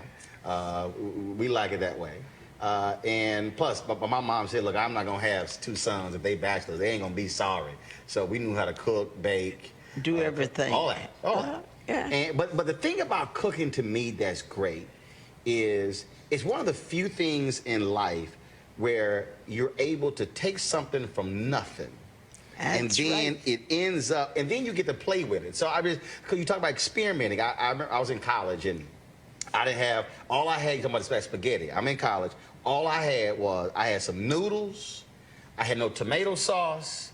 I had no meat, and I was hungry. All I had was some barbecue sauce and the noodles. And I sat there and I went, okay, I'm gonna try this. And so I put it together, it tastes good. So then when I got some money, I went ahead and got some meat sauce. That led to what I call my Texas barbecue, my Texas spaghetti, where I don't use tomato sauce. I literally will use spaghetti, barbecue sauce. Then I threw with meat sauce. And then one day, I'm just in the store, I decided to say, I'm gonna put some Italian sausage in here. And so my brother, who's an executive chef, what is wrong with you? You know, barbecue sauce. He was, being all bougie, barbecue sauce. But we go to his house, and we walk in the kitchen, and he's fixing spaghetti. As we know, all of a sudden, I see a bottle of barbecue sauce on the counter. I said, oh, you've been privately making my spaghetti, but trashing me. That means you know it was good. Watch them. And I tease all the chefs in New Orleans. I say, y'all stealing my stuff, but I'm going to steal yours right back. But cooking is just, you create something. You create something as you go. And, and you can't say, I copied this from nobody. If you work with a thing, and you may have, like he took your idea, well, that worked. So why not spread it around? Now, do you even now when you cook go, I'm gonna throw this in there? I do that sometimes. I do that. Right now I'm working, and I shouldn't tell you this because you'll be all over Washington selling my stuff. They don't cook that well in D.C. Oh, but I don't know. I'm gonna do some, what I call fish ribs. Like we do the red fish and we tenderloin it close to the bone to get all the meat. Well, I will leave enough meat on the bone and then put that in the oven and bake it with some tomatoes and stuff. And I'll hold the fish ribs. Fish ribs. If I see fish ribs anywhere around you, you're dead. You hear me? No, that's a little too complicated for me. I mean, you're trying to keep the meat on the bone. That's a little too complicated there. Because I had a friend, he was a good artist, Jawn Scott, and when we tenderloin fish, we always had to fry the bones for him because that's what he wanted, the meat off the bone. And that is the good part of the fish. Now, you just mentioned he's an artist. So what's up with the art in here? So you had this commissioned? The glass here? Yeah, the glasses were done when we moved in here in 1984. I wanted a divider there. And I wanted visibility for the waiters when they'd go down the hall, they could still look here. So I did I said, well, put stained glass. Well, poor Dookie, Dookie said, good, I like stained glass. He thought I was going to do church windows or something. When I came up with what I had, he said, told the children, I think your mother's crazy. Your mother's losing her mind. Who in the world wants that? But it tells the story of my childhood. We didn't wear rags like you wear today. Right. We sold the rags to get our snowballs. All right, so that's why you see, so they're playing here, so you're selling snowballs here. And we've got numbers here. Yeah, okay. the hopscotch, and that's what you played on the side. And is this next one, is this church? Is this, no, that's a game my children played. It's called Rock Teacher, and you hold a rock guess in your hand and you go up a step, you go up a step. So it just talks to you a little bit. And then you got all this other art in here. So are these friends of yours? Friends of mine. People? I am fortunate to have been friendly with Elizabeth Catlett, was my dear friend. Sabella Lewis, John Biggers, Jake Lawrence. So I was lucky. And artists never have food. They want food, so we swapped. I came out on the good end. There you go. So you said, hook me up with a painting. I'll hook you up with some food. That's Oh, yeah, right. you came out. I'm sure there's some I art came out dealers good, who yeah. come in this place Yeah. and they say, hey, can we talk? And you said, no, you can't touch that one. Can't touch none of them. Because, you know, I never put any emphasis on value. It's what they mean to me.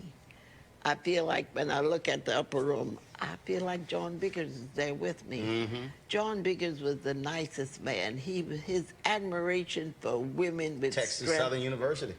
was unbelievable. He was just the kindest, gentlest man, and he depicted women as hard-working people. Mm-hmm. And I like that about, well, you know, Elizabeth was just Elizabeth. She was one of the best sculptors you're going to run across. She's really good, and she liked fried oysters. So when she came, Elizabeth always came for her fried oysters. Lena Horne always came for her fried chicken. Sarah Vaughan always came for her stuffed crabs. So Lionel Hampton was the trip. Lionel would come and you had to feed him in little bowls.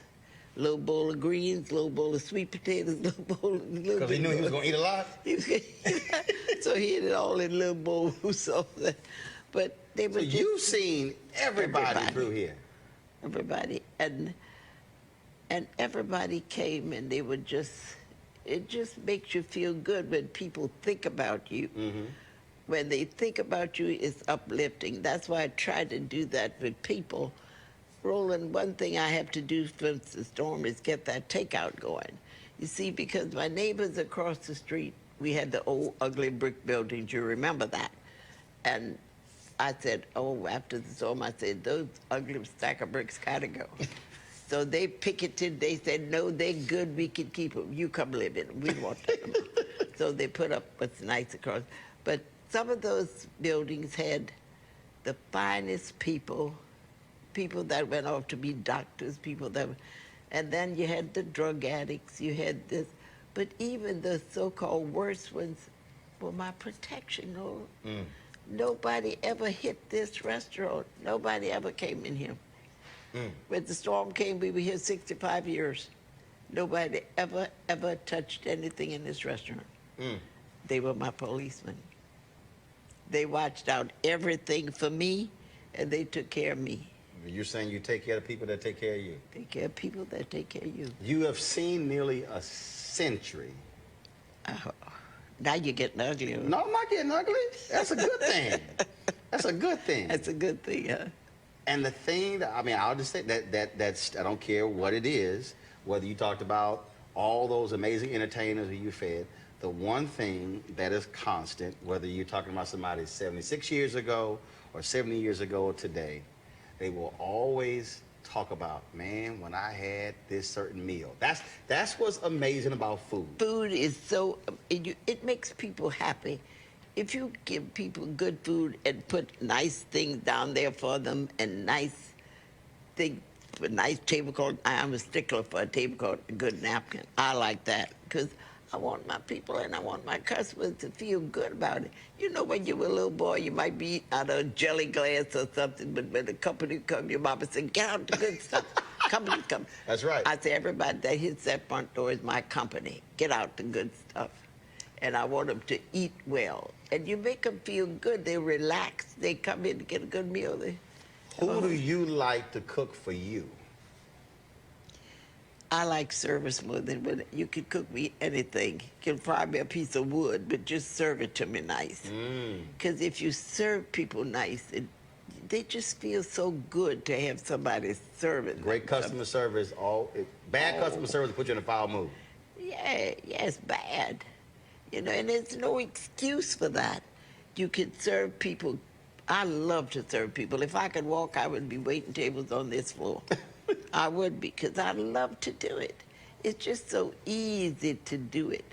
To say to a person, if they order, a person say, well, could I have this? It's my pleasure. It would be my pleasure to do that for you. That's easy, easy. 2 final questions. And so, well, the first was a 3-parter. So what is Leah Chase's favorite breakfast item? My favorite breakfast item. That you like to eat, not serve, but that you want to eat. or my breakfast item would be, you know, I came up in the country, and you could not believe this, but quail is something I love. Really? Because I came For up... breakfast? Yes, for breakfast. Let me tell you. My mother, we lived in the country, and we had strawberry fields. That was strawberries, we picked them, and we sold them. And if the bob white quails would be in the tree, and they would come down to the strawberry patch and get, you know, you had your gun. You got that. So mother, and in the backyard, I'll never forget, we had these little plum trees. My mother used to make plum jelly. Mm-hmm. She would get up, and she would take those little quails. This was Sunday morning when you had time. Put them in butter, and you always had good butter because the federal government didn't give you no margarine. It gave you good butter. So when WPA gave us good butter, so we braise the quail in that good butter, brush them with a little plum jelly, eat it with some grits, good. And I served that to George W. Bush. He said, I never had that before, Leah, but I like it. Favorite lunch food? Oh, meatballs and spaghetti. Meatballs and spaghetti. I love meatballs and spaghetti. And, you know... Breaded meatballs or all meat? All meat meatballs. Okay. Good old meatballs and spaghetti. That's what I truly love. And, you know, I had a favorite general. And followed that general. I was a crazy little girl, and I think about it because I followed the war on the radio. Mm-hmm. I'm following George Patton. Mm-hmm. I thought George Patton would just... Of course, he wouldn't work today. George would have to be more diplomatic today. Yeah. They would shoot him down. You couldn't do that. But I love George Patton, and I was able to be friendly with his first aide. Mm. Yeah, Colonel Stillman. And Stillman was a history professor at UNO. I got all George Patton's book. Found out George Patton liked meatballs and spaghetti, too. So you were the George Patton of cooking. George Patton of cooking. But I got to change, Roland, because it's not working, you know. I can't go around calling people a stupid jackass no more. I got to do different. Even though they might be stupid jackasses. But you can't call them. You got to say, now, look, darling, this is not the way this is done. And don't you hate that? Yes, I do. Right, because I'm more like General Patton. Man, yeah, come on, do your work. And guess what? You want a general leading the war fight. Leading the war fight. But it don't. You got to change. I got to change. It doesn't work today with these young people. They don't understand. I know. But if they don't understand criticism. There is such a thing as constructive criticism. Or a critique. Yes. So if you say, Leah, now don't you do this anymore, I'm going to say, okay, well, let me change it. And that's what made me. People coming in here saying, there you go. You know, no, you don't need to do this anymore because it's not good, Leah. So I listened to them. And I had so much help, I didn't know anything. And it made you better. Made me better. Favorite dinner food? My dinner food my dinner would have to be long. Got to always start with a cup of gumbo. Next thing, I want a salad. Okay. I want a good salad. And don't give me that little sweetie dressing. I like a lot of blue cheese, a lot of tough things. You know, I like heavy stuff. If you give me a good Italian salad, put some anchovies on it. I like that heaviness on my Uh-huh. And then after that, you can give me some chicken stuffed with oyster dressing and sweet potatoes. Dessert? That's good. I'm not too big on dessert. Really? No. Oh, I am. My mom baked cakes for a living. Part of my grandma's catering business. I'm not so big on desserts. I'd rather have me a hunk of cheese and crackers and another glass of wine. So now I got to ask you this here. So this is the last one. So you hear this old tale that and I can't wait to hear your response, that the greatest compliment to the chef is when somebody belches at the table. That is horrid. Your mother would rip you for that. Oh, my God, Roland, your mother would slap you down and send you to your room. Oh, you can't do that. No. So what is the greatest compliment to the chef? is for you to come tell me, it's just like my mama, or it's just like my grandmother, and I feel good. Well, I would say it's just like my mama or my daddy. Yep. Because luckily I got both of them Yeah. who cooked for us growing up. When they tell me that, I know I hit somewhere good. And they all walks of life, whites, coming black, but if they tell me it's just like my mama, I'm good. Well, every good. time every time I come to New Orleans, I always got to come by and say hello to you. Well, and thank give you you a so kiss. Always love coming here, enjoying your food. I'm proud of you, Roland. Well, I appreciate it. That's the advantage of living to be 94, almost 95 years old. You see people grow. I see people grow, and I'm so proud of them. You know, I feel like you could be my child. You've grown up. I feel you did something for me by just growing up and performing and doing what you have to do. It's not about you and your children all the time. Mm-hmm. And you know, Roland, I never felt I had to have beautiful things. No. But if you had them, I'm happy for you. I could go sit in your beautiful chair. It's yours, but I can sit in it. I can enjoy it. Yes, you can. And so that's a wonderful thing to see people grow. And don't let me go in the house and I see like a furniture store. I don't want to see that. I want to see a chair from your grandma's house. Oh, yeah. No.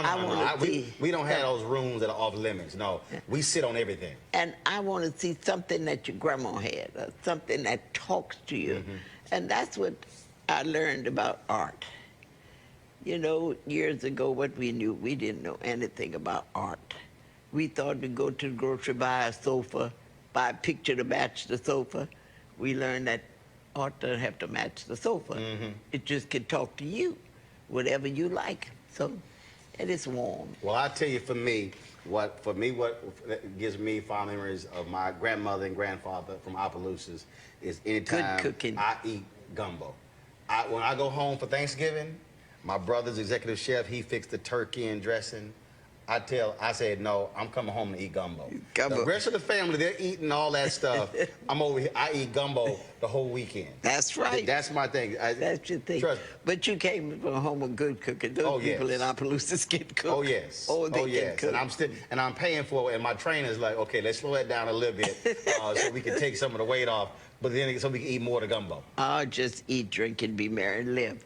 Enjoy living. That's the most important thing. People worry about what they have on. Nobody cares what you have on. They don't care. They care about you. They care about how you feel and what you're going to do to uplift the country you live in or the city you live in. That's all they care about. And I'm proud of you. I'm so proud. I appreciate it. I'm proud to Thanks be for here. your food. Great seeing you. Thank you so much.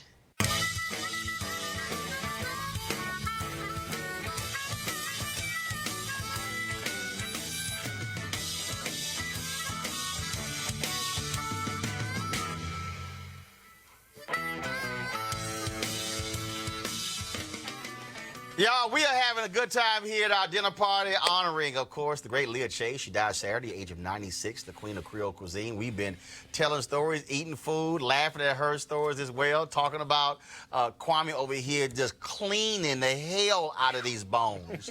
I mean, I'm talking about cleaning these bones. And so right now, we're going to go to the phone lines. Chef Joe Randall, well-known chef. Joe, how you doing?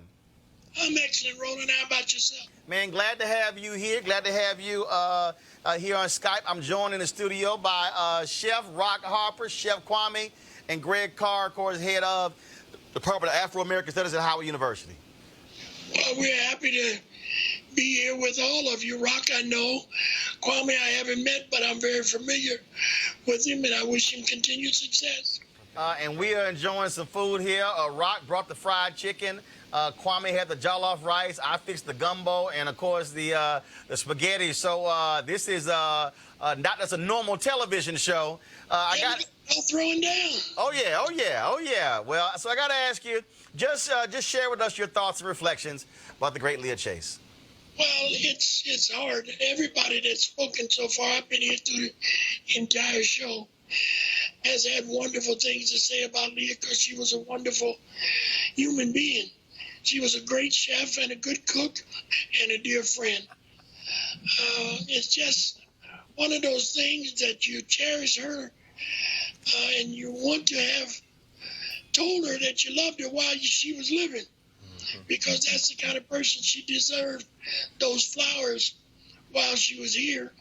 Everybody's got wonderful things to say about her, and it's deservedly so. But for about 30 years, everybody that I knew that was going to New Orleans, I would tell them, if they're not going to Inductee Chase and see Leah, they really shouldn't even bother to go to New Orleans. Because they're missing out on a treasure. That's first of all, that's correct, and you own that thing absolutely. Did you ever get a chance to cook besides her in the kitchen? Oh, I've had many occasions. The first time I cooked with her, in 1990, I was executive chef at Cal Poly Pomona University. And Leah was my first distinguished guest chef. She came out and 8 o'clock in the morning, she did a lecture demonstration for the public and my students. The president, the students prepared a luncheon for Leah and the president of the university. And after lunch, she worked in the kitchen with my students to prepare a meal for about 150 guests that night. So we had a wonderful day together that I cherish and remember to this day. If you go to my Facebook page, I've got some wonderful pictures there of her with my students back in October 22nd, 1990.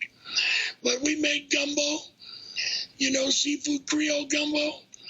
She had a praline bread pudding, veal grillades, jambalaya.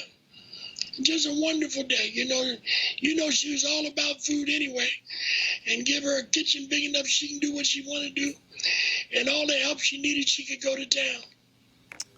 That is absolutely amazing. I just, one of the things that I talked to her about, which is that, forget that. Kwame, Rocky, I got a question for Joe. I ain't got to ask all of them. What y'all got? Well, Chef, first of all, I love you. Where you at? Right here? Yeah, look right here. You back, baby. Yeah, and I appreciate you. I guess for a chef coming, leaving a legacy or trying to make an impact, I look back and I was reminiscing and looking on Instagram, and I saw a lot of your photos with you and Patrick Clark and Leah Chase and just, a bunch of people that came before us. I even saw a young Tim Dean. Shout out to Tim.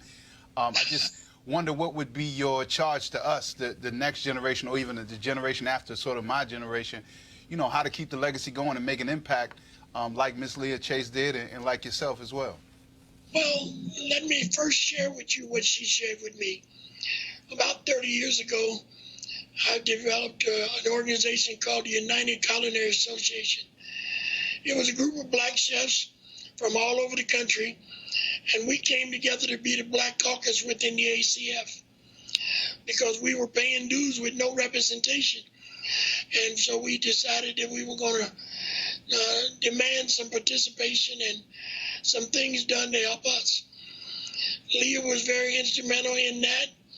She hosted a dinner in New Orleans for 2 days at a restaurant. Johnny Rivers was there, Clayton Sherrod, Willie Stinson from the CIA, chefs from all over the country.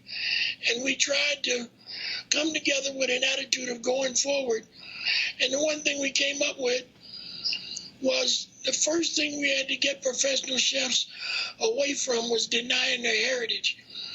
We all know what this is. It's hard work, long hours, and low pay in some instances.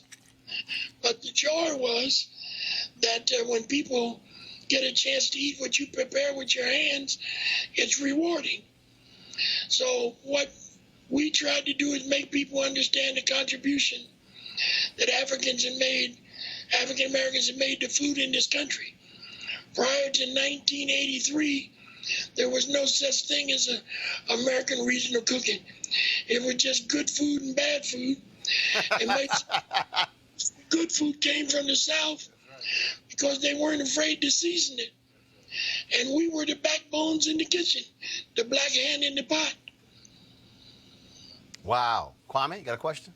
I just have a statement. I just wanted to say thank you. In the same regards where I talk about Leah Chase when I think that I have it hard or I'm having a tough day, I think back to chefs like you, who I can't even put to words or conceptualize exactly the trials and tribulations that you went through, and you kept going, you know, not for glory, not for anything other than you love the craft. And that's incredibly inspiring, and that's what keeps me going. So I just want to say thank you. Leah Chase told me many years ago, she said, you take what you got and make that work for you. Surely everything's not going to be perfect at no time, but you are where you are. You pull yourself together. You know what you got. You work with it. You apply the best of yourself, and it'll turn out all right. Chef Joe Randall, Thank you. we appreciate you joining us for this dinner party tribute to Leah Chase. Thanks a bunch. My pleasure of being here. God bless you. Continue to go. All right, thanks a bunch, sir. You know what? It's so interesting. We talked about you made the best of what you got. So I was telling her the story. People always asking me, talking about, man, you talk about this Texas spaghetti. Here's actually how that happened. I was in college, and hell, I mean, look, I ain't had much money and living in an apartment, and I was hungry, and so I go in the kitchen. I'm like, damn, I had spaghetti, no tomato sauce, no hamburger meat, and barbecue sauce. I was like, I'm putting barbecue sauce with the spaghetti. That's gonna be the meal. So when I graduated, I said I'll make me some spaghetti, and so then I could afford some hamburger meat. So then I had to put that combination together, and then because we ate spaghetti growing up, so it wasn't like I was afraid of tomato sauce, and so but it was just a different thing. And so I'm cooking. I'm like, man, I like this like better. So I use tomato sauce, but it's not predominant. It's not a marinara sauce. So then one day I was in the store one day and I said, damn, I want something different. I went, hey, I'm gonna put some Italian sausage in there. Don't ask me how in the hell. I was like, I'm just gonna put it in there. Put it in, I was like, damn, I like this here. So then versus not just the Tony Chachere Creole seasoning, I'll use oregano, basil, and thyme. So I want and parsley. So I wanted that flavor. And I use Kraft honey barbecue sauce. Kraft honey barbecue sauce. So my brother, of course, executive chef, run our family catering business. He started talking trash. I'm like, really? Like, give a damn. I was like, my house, I buy it, eat the hell I want to eat. So we had a family get together. So we go to his house, and so we all drive by. And so he's in there cooking, and I walk in the kitchen, and I go, uh-oh. I lean over and I'm like, what the hell is the barbecue sauce on the counter for? Chef. And you making spaghetti. No, he didn't. Chef. No, he didn't. Yes, he did. No, he did. Dogging me. Listen, I ain't mad at him. Dogging me. I ain't mad at him. He was dogging me, but privately using the barbecue sauce. Too early. You came too early. Making his meat sauce. Boom, that's what it was. I came too early. Making his meat sauce. I was like, So now my family is like my niece who's in there, Atlantis. She been bugging me literally for a year to make it. I'm always so busy, whatever. And we had a family get together. Y'all go to YouTube. I literally live streamed the whole process of us making this Texas spaghetti, and we had this huge roaster. So the whole lot, so y'all see the whole deal, the chopping, everything, from beginning to washing stuff down. And I got 9 nieces for that, so everybody was in there working. I was like Leah Chase to General Patton. Watch this, grab this, go on here with this, stir that, do this here, and while the live stream is going on. But that was the whole point. I mean, to me, that's the beauty of cooking, Kwame. Look. Sometimes you ain't got everything, so it's like, look at here. You gotta make it work. You gotta make it work. And then when sometimes it works, and sometimes it doesn't. And then you go, well, damn, that worked. Okay, all right, I'm gonna do that again next time. Right. Right? Is there any example where you had to do that, where you had to make it work? Oh man, I mean, growing up, yeah, we were po, as they say. We couldn't afford the O and the R. Yes, sir. So we always had to make it work. Especially when you talk about the spaghetti, and Miss Leah Chase was talking about the wieners, Creole and wieners, the Creole wieners spaghetti. That sounds like noodles to me. I was just asking my sister. Shout out to my sister Hawanya. I was asking her the other day about our great food memories, and she was talking about hot dogs or something. And it's just like something that we grew up in, great food in our house. Oh, yeah. But what we did to oodles of noodles, and how the struggle meals. How we hooked them up, and sliced them up with a little scrambled eggs or some boiled eggs. So yeah, you do what it do, especially in the city. It's not like, you know, with Edna Lewis, like you eat what you grow, right? In the city, you eat what's in the cabinet.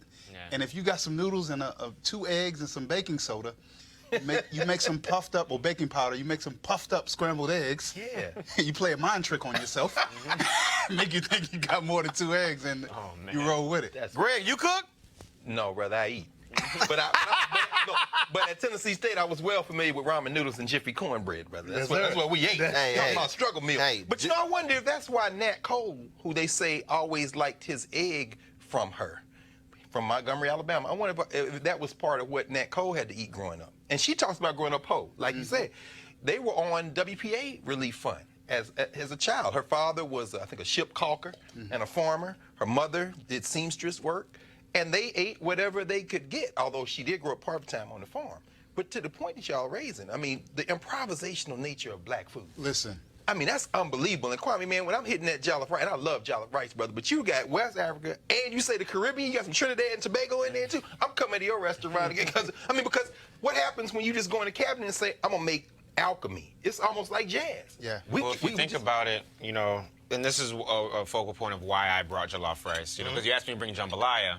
And people don't know that, you know, jollof rice is the grandfather of jambalaya through West Africa. Go ahead. You know, and then you had, you know, the Spanish in New Orleans, and they brought their fishermen, you know, and that's how you got the crustaceans. The Germans came and threw in their andouille sausage, and now we have our jambalaya. But if you peel off the layers, it came from West Africa, and that's really the backbone of Southern cuisine, West Africa. You know, we have kunombo, which is gumbo, you know, okra stew out there that you peel back the layers and you have something that represents American cuisine.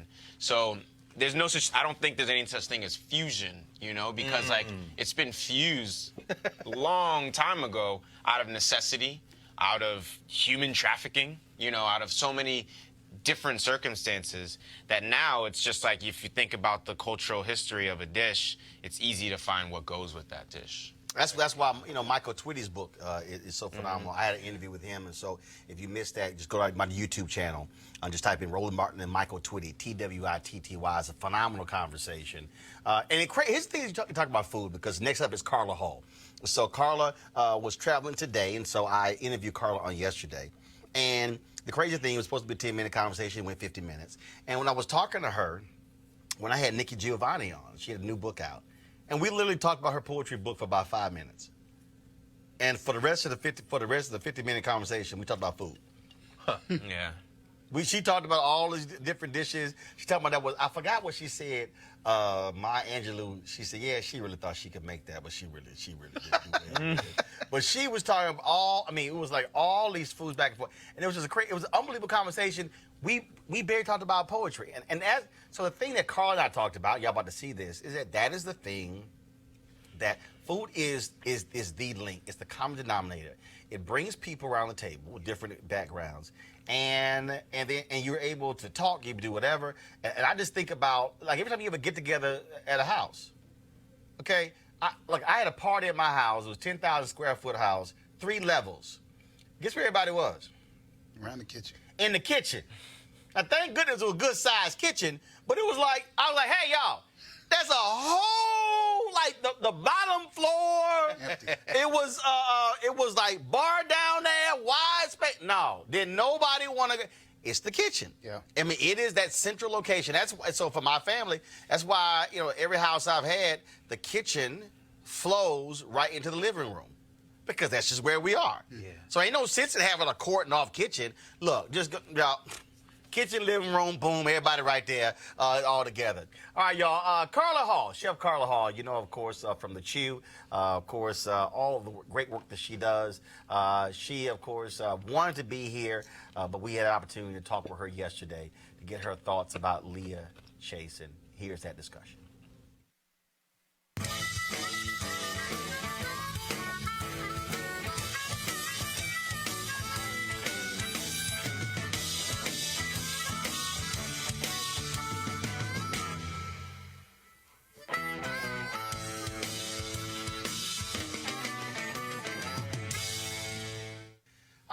What's going on? What's up, Roland S. Martin? Well, first of all, we're actually in the same place in D.C., which is quite rare. We were sitting trying to figure out. Yeah, we saw each other recently. I have no idea where. I'm just trying to think.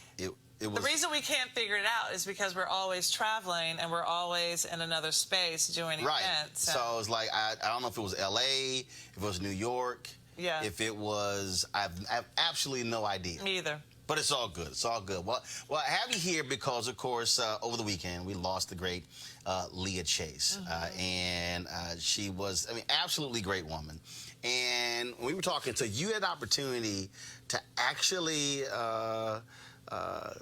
be with her in her kitchen. Yes, yes. I was with her in February, cooking with her. There was an event or a conference called Radical Exchange, and Ashton, and I can't remember Ashton's last name, and she and her partner were doing this event with all of these culinary folks, and Michael Twitte was there, and a lot of people in the beverage industry, and we had a dinner at Inductee Chase, and I actually got to cook with her in her kitchen, which a lot of people don't do. Right. And Miss Chase... She's real particular. She's really particular. She was particular about her kitchen. And she was in the kitchen. She was in there, and granted, she was sitting down, and she was talking about my hair. She was like, girl, what's up with your hair and being so big and frizzy? She said, you need to creolize that hair. Creolize? I was like, what is that? What do you mean? Creolize that hair? Creolize, as in straighten. As in straighten my hair. She went on for at least 30 minutes about it. And she also, you showed me a photo. She was cracking on Ashton as well. Yes, Who had, Ashton has a nose ring. Nose ring. She was like, "Girl, we have moved past that, you know, as a people." So she honestly just was so funny and so alive, and the respect and the love that's in that kitchen, in the restaurant with all of the art. You know, when we lost her over the weekend, I, even more so than I did at the moment, felt like, wow, I got to touch and to feel and to be around her greatness. And more than anything, and she was 96 years old, and she lived just a beautiful life. More than anything, you know what I realized and what I appreciated was that we celebrated her while she was here. Yep, absolutely. There's so many times when we lose somebody and we're like, oh, you know, in retrospect, let's celebrate them. Yep. Well, what was interesting, so in this line of work, for me, the opportunity to be able to sit down with, interview, talk to somebody, profile them, and I am very particular about our legends because. And just to be able to have the conversation with them. And especially for me, our folks who, first of all, I interview lots of people, but especially our people who are 70 and over. And so here's why. When I was at Savoy Magazine, I was a news editor. They wanted to do a piece on the artist Biggers out of Houston.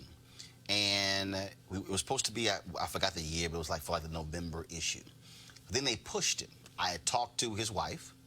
I had talked to him on the phone. Then they pushed it 3 months, and he passed away.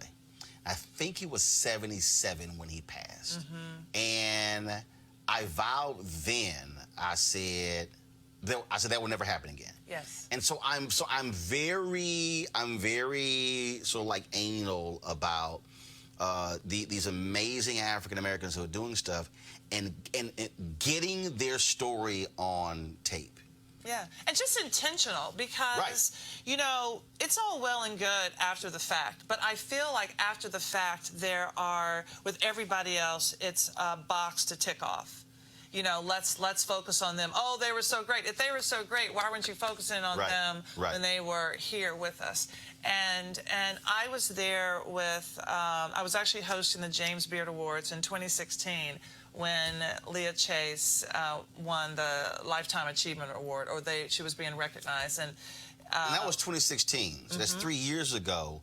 She was 93. Yes. And that's, but that goes to the point that you're making, though, that first of all, ain't that many folks living to their 90s, and it's one of those things that, no, for somebody like that, no, you recognize folks in their 50s or 60s or 70s Right. versus, going in terms of that long. And that's just one of the things that I think is so important when we think about artists, when we think about, whether it's, legendary chefs, when we think about all these people, to your point, give them their praise now versus posthumously and allow them to bask in that. Yes, right? And to pass the torch. And that was another thing about Miss Leah. She was always reaching back and bringing somebody up. Do you know what I mean? So I brought the book that she gave me, and she says, to Chef Carla Hall, one great chef, enjoy life. Grateful to you, Leah Chase, 2/4/2019. Now, first of all, here's what was great. First, she put the date. Yes. I can't tell you how it drives me absolutely crazy when book authors, there's a sign, I go, put the date. Matter of fact, I jack up my wife all the time. I'm like, put the date. Yeah. Because when people sign my books, I tell them, put the date. Yeah. And some people may say, okay, there's really no big deal, but it's like, no, it's a point. It's a point in life as well. And the point about enjoy life was interesting is that, that was her. She was in that kitchen in a walker, in a chair. Yes. When I interviewed her 2 years ago, she came out. She was taking her time. But when we sat down and we started talking, her whole deal was about, and in fact, her last words were, look, just enjoy life. Just eat, have fun, enjoy life. Yeah, yeah. And that's why, for me, I know her family misses her and it seems sad, but for me, it feels like that New Orleans Southern sending off because she was so joyful. And every time you saw her, she had this big smile on her face. And it's about a celebration of her life. And of course, that's easy for me to say because I'm on this side of things, but just her energy level when I saw her in February was making jokes and laughing and tasting food. And then I was feeding her, I was doing a sorghum salad and she was eating that and she would taste it. She'd look at me, she's chewing it, she said, I like it. That. But she was processed. She wasn't just somebody to just say, okay, I'm going to do this. She would think about it. She would absorb it. She would then give her opinion about it, Well, see, that's why I think one of the things we talked about was, and I said to her, I said, some people, they eat to live, but they're afraid. People in Louisiana live to eat. Yeah. And the thing about especially black folks in food. I was recently at a party at the billionaire Robert Smith's house in Malibu, and all these people, different places, and so like all these black folks were congregated in the kitchen, and so we're staying. So Tyrese, Chauncey Billups, Al Harrington, a bunch of the people. And I said, y'all notice we are in the kitchen, and it's one for us. It's one of those things that when it comes to food, when it comes to, you can have a party, and I don't care how big your house is, folks are going to hang out where the food is. Exactly. Even in her restaurant. So Miss Leah was right there, and there was something going on. They were doing a repast in the kitchen.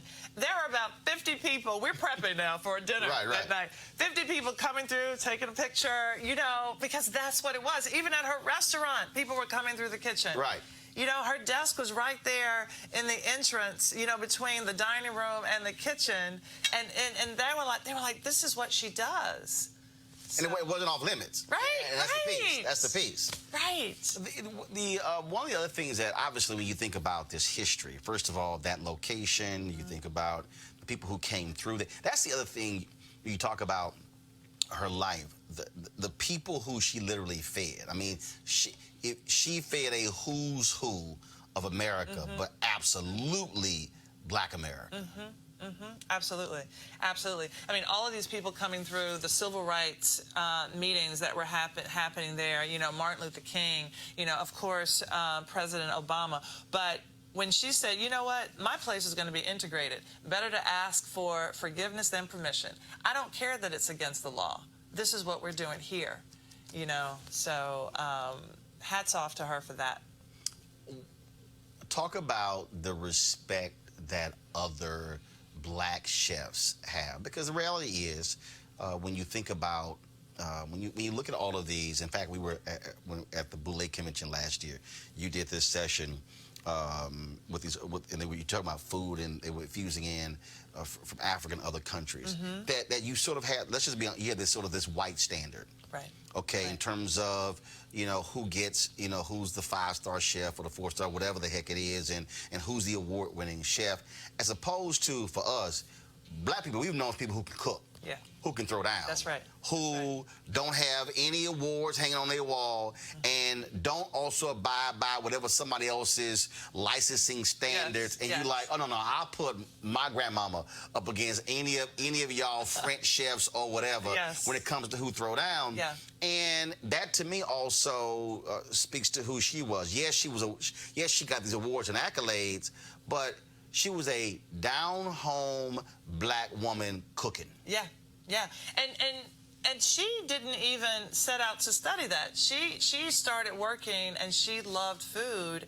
And so when she was married to Inductee Chase, I mean, she was like, I'm coming into this restaurant, and we're going to change the food that we serve here. And it was some down-home food. Even when you look in the book, here's boiled spare ribs with sweet potatoes. I mean, you know what I mean? It's just like, boil them, don't let them fall apart, put them on a plate, season it.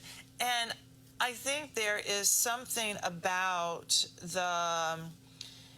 just that she unapologetically served this food that she loved and from her heritage. And it wasn't about, oh, is it good enough to serve to white people? Is it good enough to serve to whomever? We're going to come together around the table, and I'm going to serve you what's in my heart. What she also said in the interview, which was very interesting, she said that all these New Orleans restaurants, they were serving French food. They were not serving gumbo and jambalaya and crawfish etouffee. Yes. So really, what Inductee Chase changed. So people talk about, the food in New Orleans today. Inductee Chase, black people, changed the entire palette of New Orleans. Right. Right. Right. That was what was crazy because when I played the interview back, and I was like, whoa, I said, what did she just say? Right. Right. When you think about it, right? So you're telling me something. She was the one. And so when you talk about other chefs who look up to her, I mean, Marcus Samuelson, and not just black chefs, white chefs as well look up to her. John Besh, who was in New Orleans, and all of these people who are in New Orleans looking up to her and beyond, because she was doing things that other people weren't doing. She was elevating our food in a restaurant, a white tablecloth restaurant, and showing our food. And when you look at other places around the country, even when we have, let's take hot chicken, because I'm from Nashville, Tennessee. And not that it's at, well, I guess it is at some white tablecloth restaurants. But you have Prince's being the person who started that, the restaurant that started that. But it has gone on the other side of the tracks in Nashville, where some people don't even realize it was started by Prince's. All of a sudden somebody takes it and, it becomes... Well, like most of our history. True. Right. But I really think we give it away. A lot of times we give it away. We demonize our own food, I think. We don't own it. I don't think a lot of us know that we should be proud of our contributions. Right. And that we started this. You know what I mean? Because if we're cooking for people, this is how you carry culture. What Leah Chase was doing was carrying the culture and spreading it throughout New Orleans.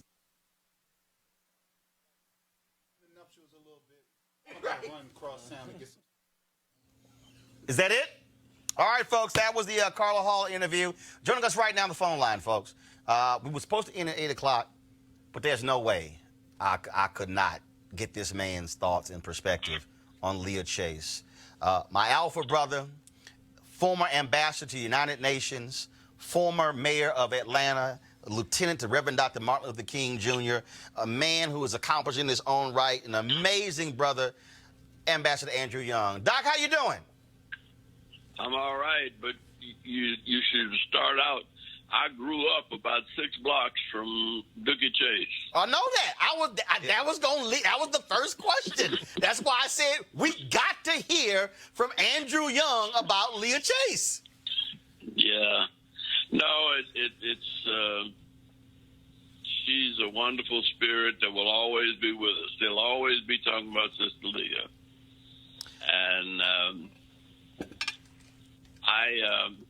I heard her we honored her at the United Negro College Fund then a couple of years ago, and when she received the honor, she gave one of the most significant civil rights speeches I have ever heard. So she talked about the blessings that we've received and how we need to pass them on to future generations. And she got everybody that she spoke from what I've been meaning to say. I mean, I've been fighting for this in Atlanta and losing. So I would like to see the 1, 2, 3, 4, 5. No, 6, go ahead. 7. We got you. We got you. Go ahead. That she talked about how beautiful everybody was. And she said, but now y'all need to wear those same dresses next year. And for 2 reasons. One, you don't need to, you look good now. You don't need to look different next year. In fact, watch out. You need to be able to get your big butts in that dress next year. And so she was, for somebody who majored in food, she was very conscious that you eat and you eat well and you can look good. And I don't know how it happens, but she never, according to some people, us people from New Orleans are supposed to die young. The way we eat. Right. And what we eat. I mean, everything I eat is not on the doctor's list. But, and I haven't figured that out. But she was very conscious. And then, her grandson is here in Atlanta, Victor Heidel. And he and Hank Aaron have a series of restaurants together. And the thing that he got from her was a business ethic. I mean, he runs 25 or so, franchises. And he keeps the business going, and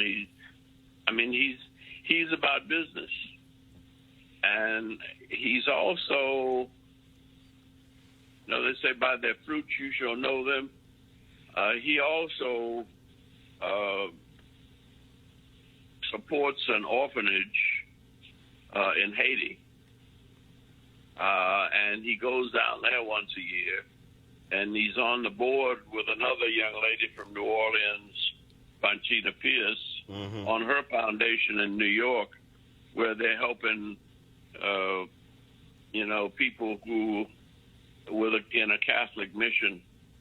I forget what it's called, but and then here in Atlanta, he's a civic leader, and he's not running for anything, but he's into everything and he supports everything, and that came from Leah Chase.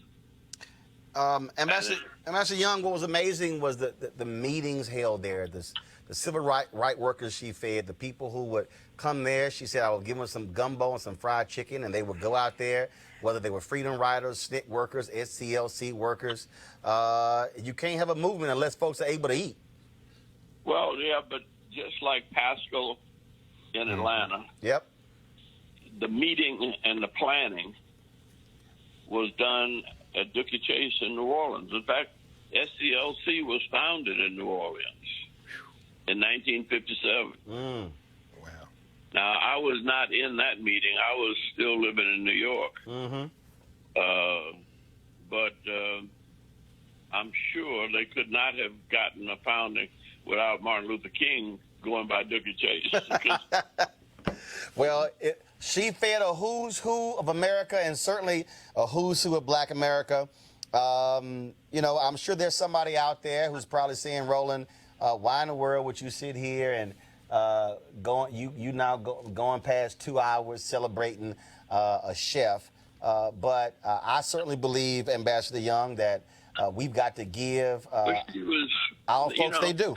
She was not. She was a businesswoman who led the town from her business. Mm. Wow. And you know, but there's nothing demeaning about being a chef at all. Because I mean, I always think of restaurants as like communion, and I said that in church one time, and a lady, you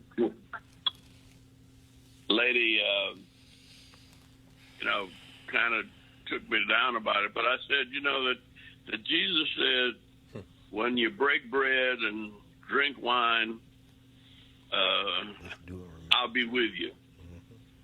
And I said, that is not only true in church. I said, whenever what the scripture is saying, that whenever we're sharing love and food, there is the presence of God in the midst of where 2 or 3 of us are gathered together. There is the kingdom of God. But the kingdom of God is in our midst. And that's the message that Leah Chase passed on. I can't think of his first name now. Rudy Lombard. Yeah. Rudy wrote a book on New Orleans chefs. Well, Tanya Lombard, of course, her niece was supposed to be with us.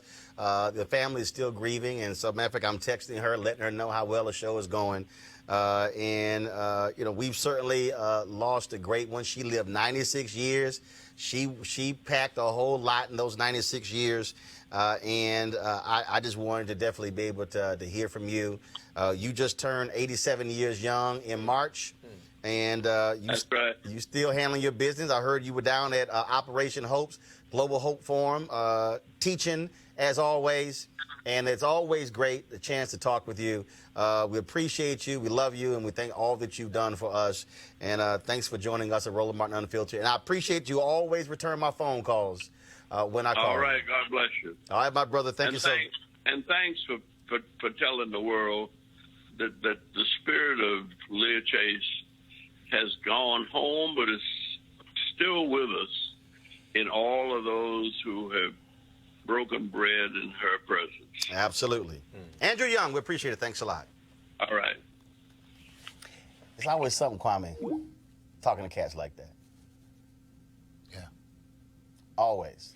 So much depth, you know, and any topic they want to talk about, they have so much to pull from, you know. Oh, yeah. Yeah. Absolutely. Absolutely. That's why I got to support Roland Martin. Did you hear what Jesse Jackson mentioned Johnson earlier, Reverend Johnson?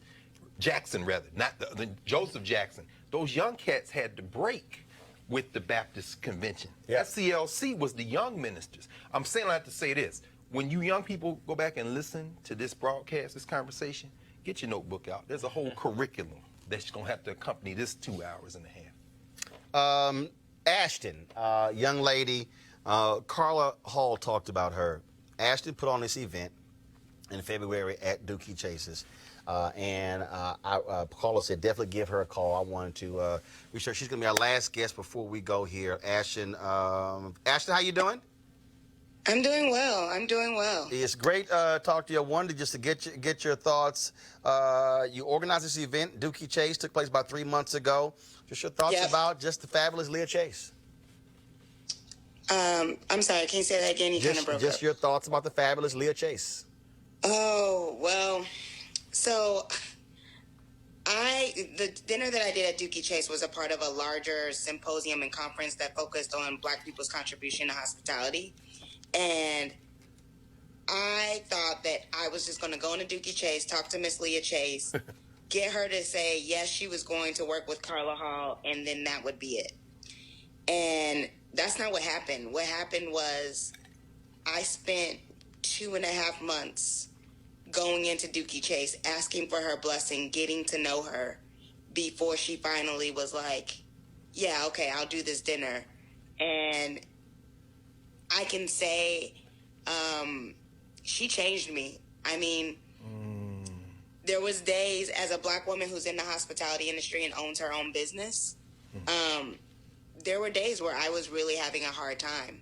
And I remember one of the things she said to me was, look at me. And I looked her in the eye and I was kind of tearing up.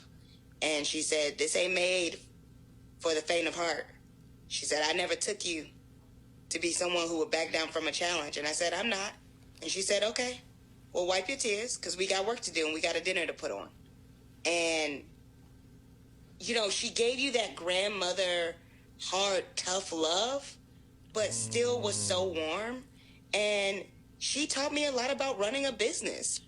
I mean, you know, there was somebody on Instagram, that Secretary Wilson, that said, when one of your ancestors passes, it's like a library burned down. And I feel like people didn't even know the breadth of knowledge that woman had. I feel as if there is a whole group of generations that I am mourning for them, that they will never have access to the layers of knowledge that woman had. I was with her for 6 months, and I not only formed a bond with her, I formed a bond with her daughter, Miss Stella, to the point that I kept going in, even though the event was over, because every time I went in there, I felt healed. I felt as if I was closer to truth. I felt as if I was being held accountable for how I moved through space. And there's not a lot of people who look at you and see you. I'm not talking about look at you and see what you do, but I'm talking about see you. And she saw me in a way that, like, I can't put into words. And it wasn't just me, but she was also like, she was also a hellraiser. That's why I loved her, right? Oh no, Carla told me. Like, Carla told me she was. Carla said it, but like, Carla said that she was cracking on your nose ring. Oh my goodness! So I could not go in there without getting like cracked on. If it wasn't the nose ring, it was the hair. It was like, I know you ain't coming up in my spot looking with your hair like that. And I'm like, wow. I wear it natural, Miss Chase. She was like, I don't care what it is. You lay it down, flick it down, get it together. Like, she all the time was like, and, you know, I'm real kind of like funky. You know, and she just always had the jokes for me. Always had the jokes for me. And I loved it though, because that's how my family, I feel like that's how Black families operate. Right. And I knew that she cared for me when she didn't treat me differently than she treated her family members. When she was as hard on me as she was on her family members, where her expectations of me were as high as they were for her family members. It made it clear to me that she wasn't holding me to that standard because she wanted to make it hard. She was holding me to that standard because that was the way that she was showing that she had love and care for me. And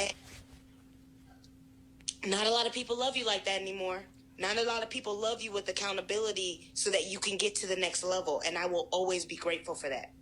I will always be grateful that a girl that she didn't know from anybody else coming off the street and asking her to do this dinner with Carla Hall, that she said yes.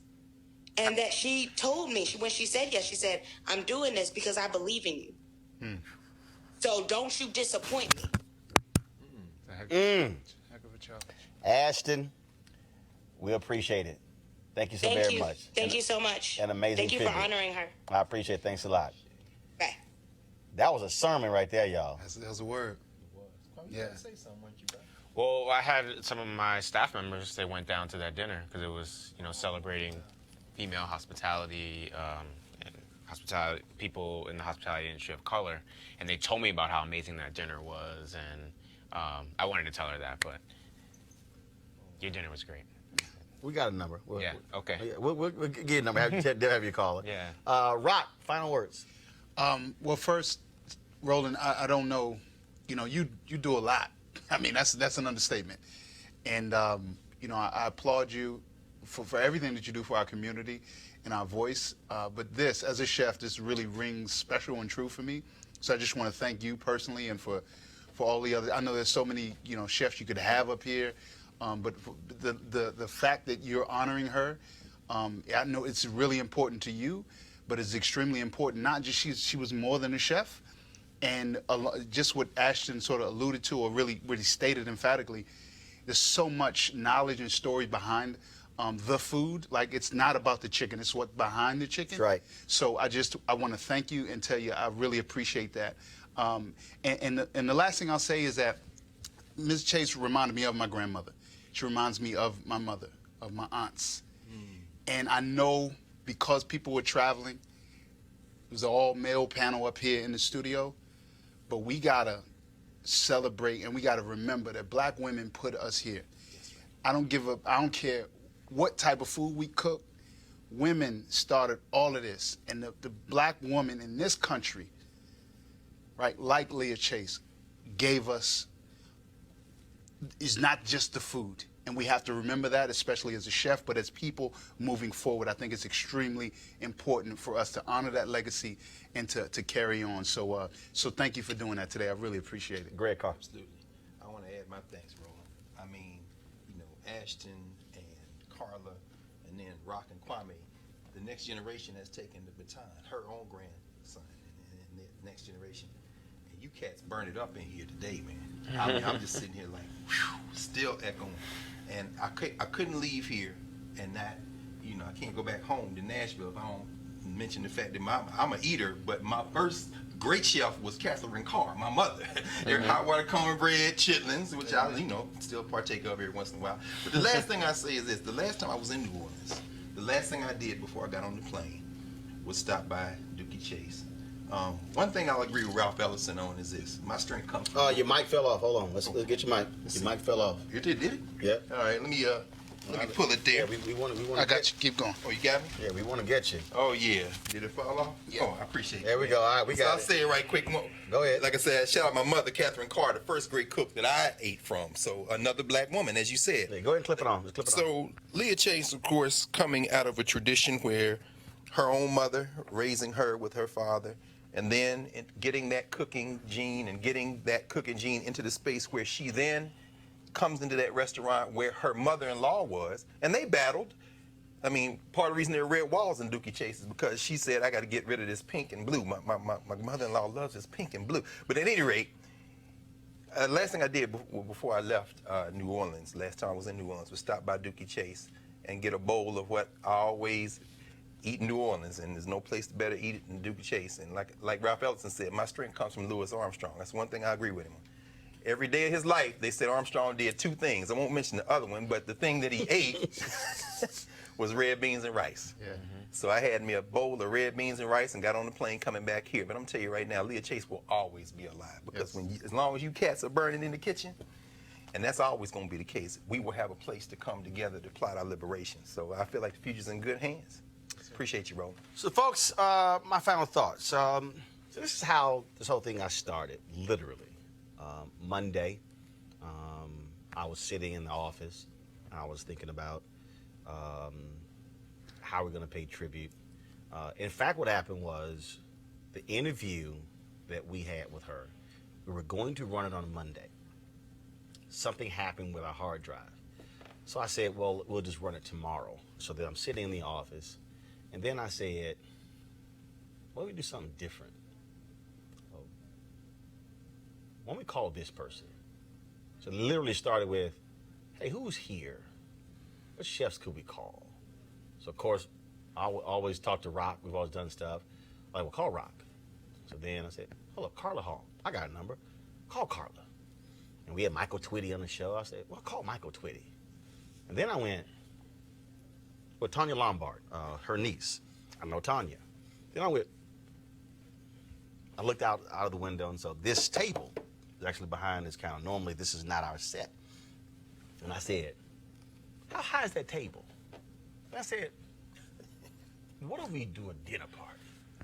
And I thought about the last interview where she talked about feeding folks spaghetti and meatballs, fried chicken, and gumbo, and jambalaya. And that's actually how the request came together, because that conversation. So then and all of a sudden it was kind of like, well, this piece and this piece, and the next thing I know, I was kind of like, okay, well, who can bring what? And Rock said, I'll bring the fried chicken, and then when Jackie said, well, Kwame's going to bring the jollof rice, and I said, well, I said, dang, I don't have much time, but luckily my dad was here in December, my parents, where he left me 3-4 bags of roux in my freezer, and so I was like, cool, I can just put the bag, put them in the pot, I just shrimp, sausage, and chicken, boom, we can move on.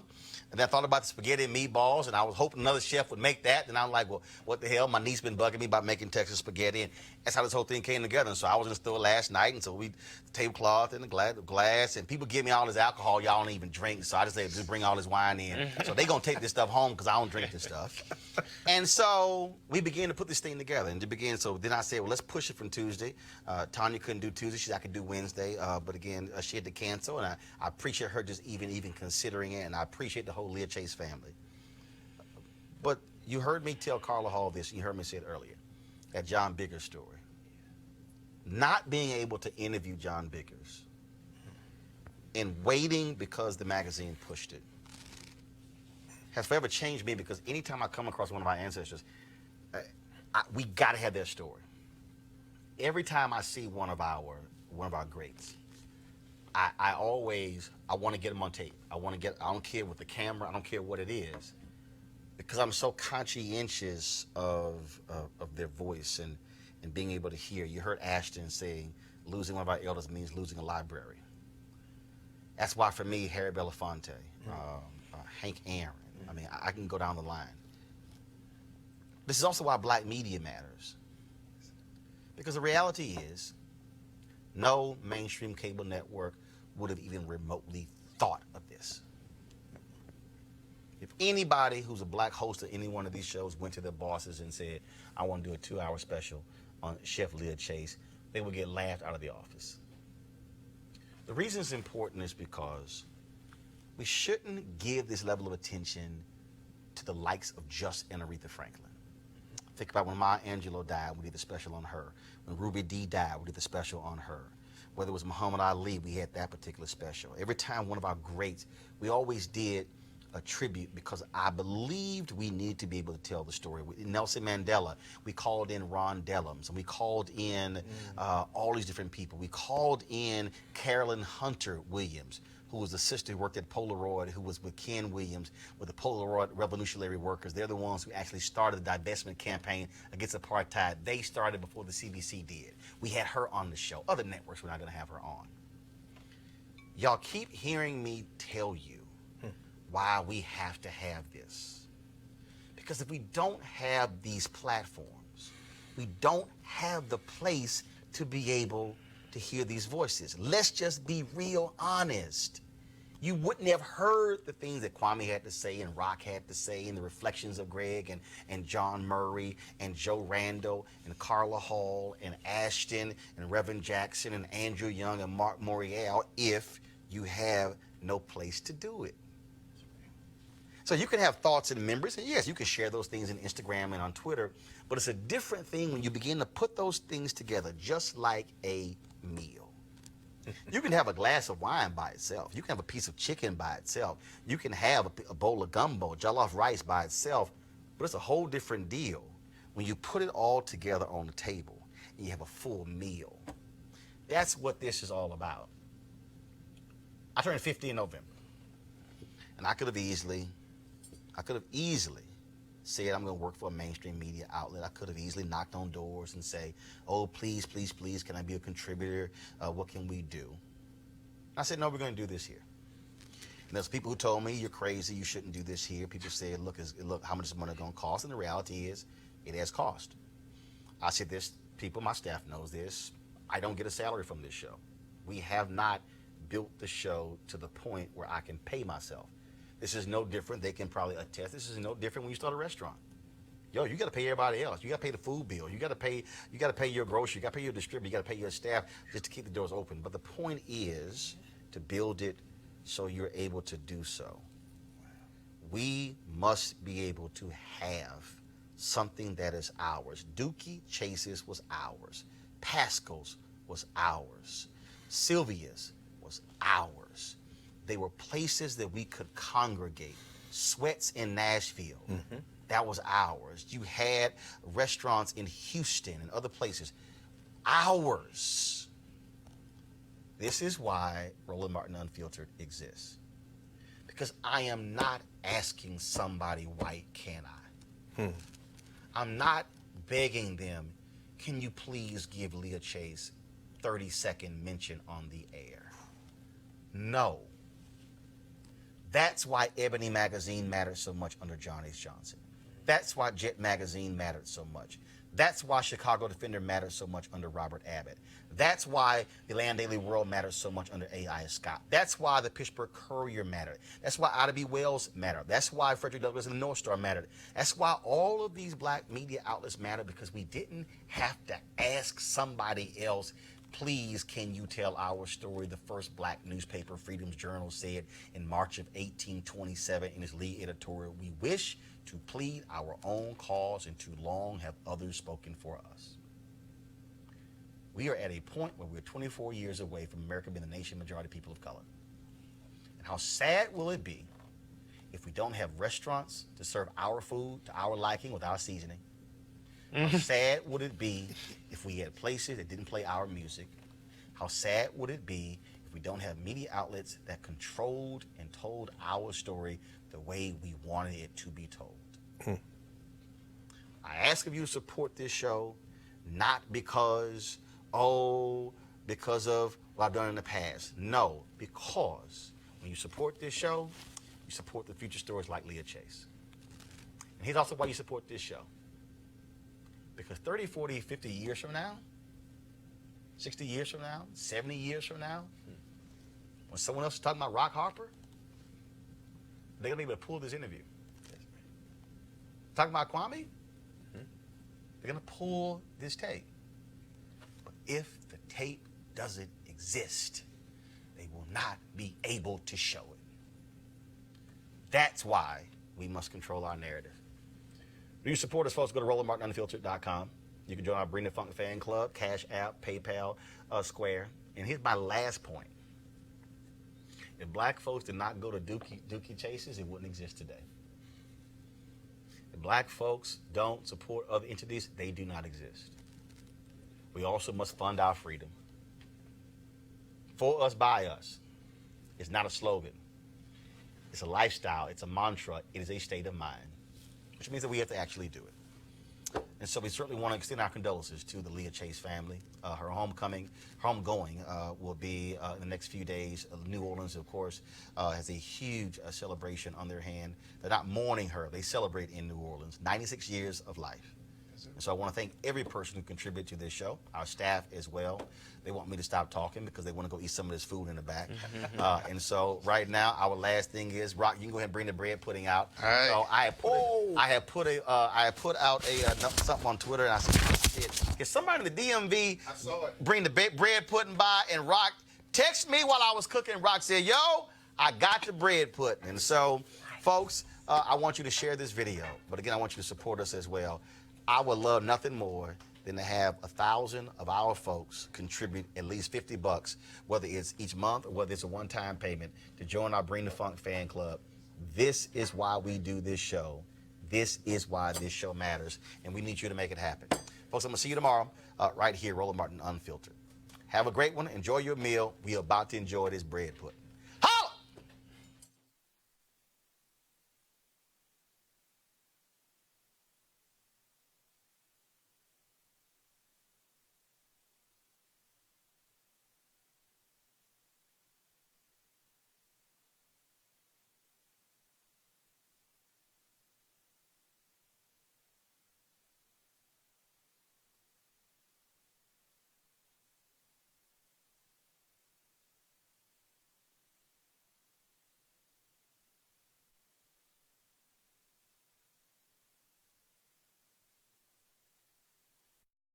Hey fam, want to check out Roland Martin Unfiltered, the blackest show on all of digital, cable, and broadcast. Check out our audio podcast.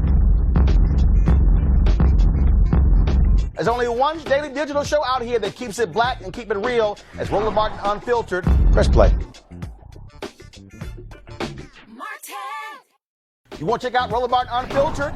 YouTube.com/Roland S. Martin. And subscribe to our YouTube channel. There's only one daily digital show out here that keeps it black and keep it real. It's Roland Martin Unfiltered. See that name right there?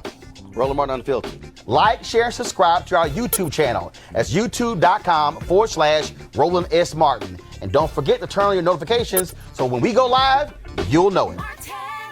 You want to support Roland Martin Unfiltered? Be sure to join our Bring the Funk fan club. Every dollar that you give to us supports our daily digital show. There's only one daily digital show out here that keeps it black and keep it real. It's Roland Martin Unfiltered. Support the Roland Martin Unfiltered daily digital show by going to RolandMartinUnfiltered.com. Our goal is to get 20,000 of our fans contributing $50 each for the whole year. You can make this possible. RolandMartinUnfiltered.com.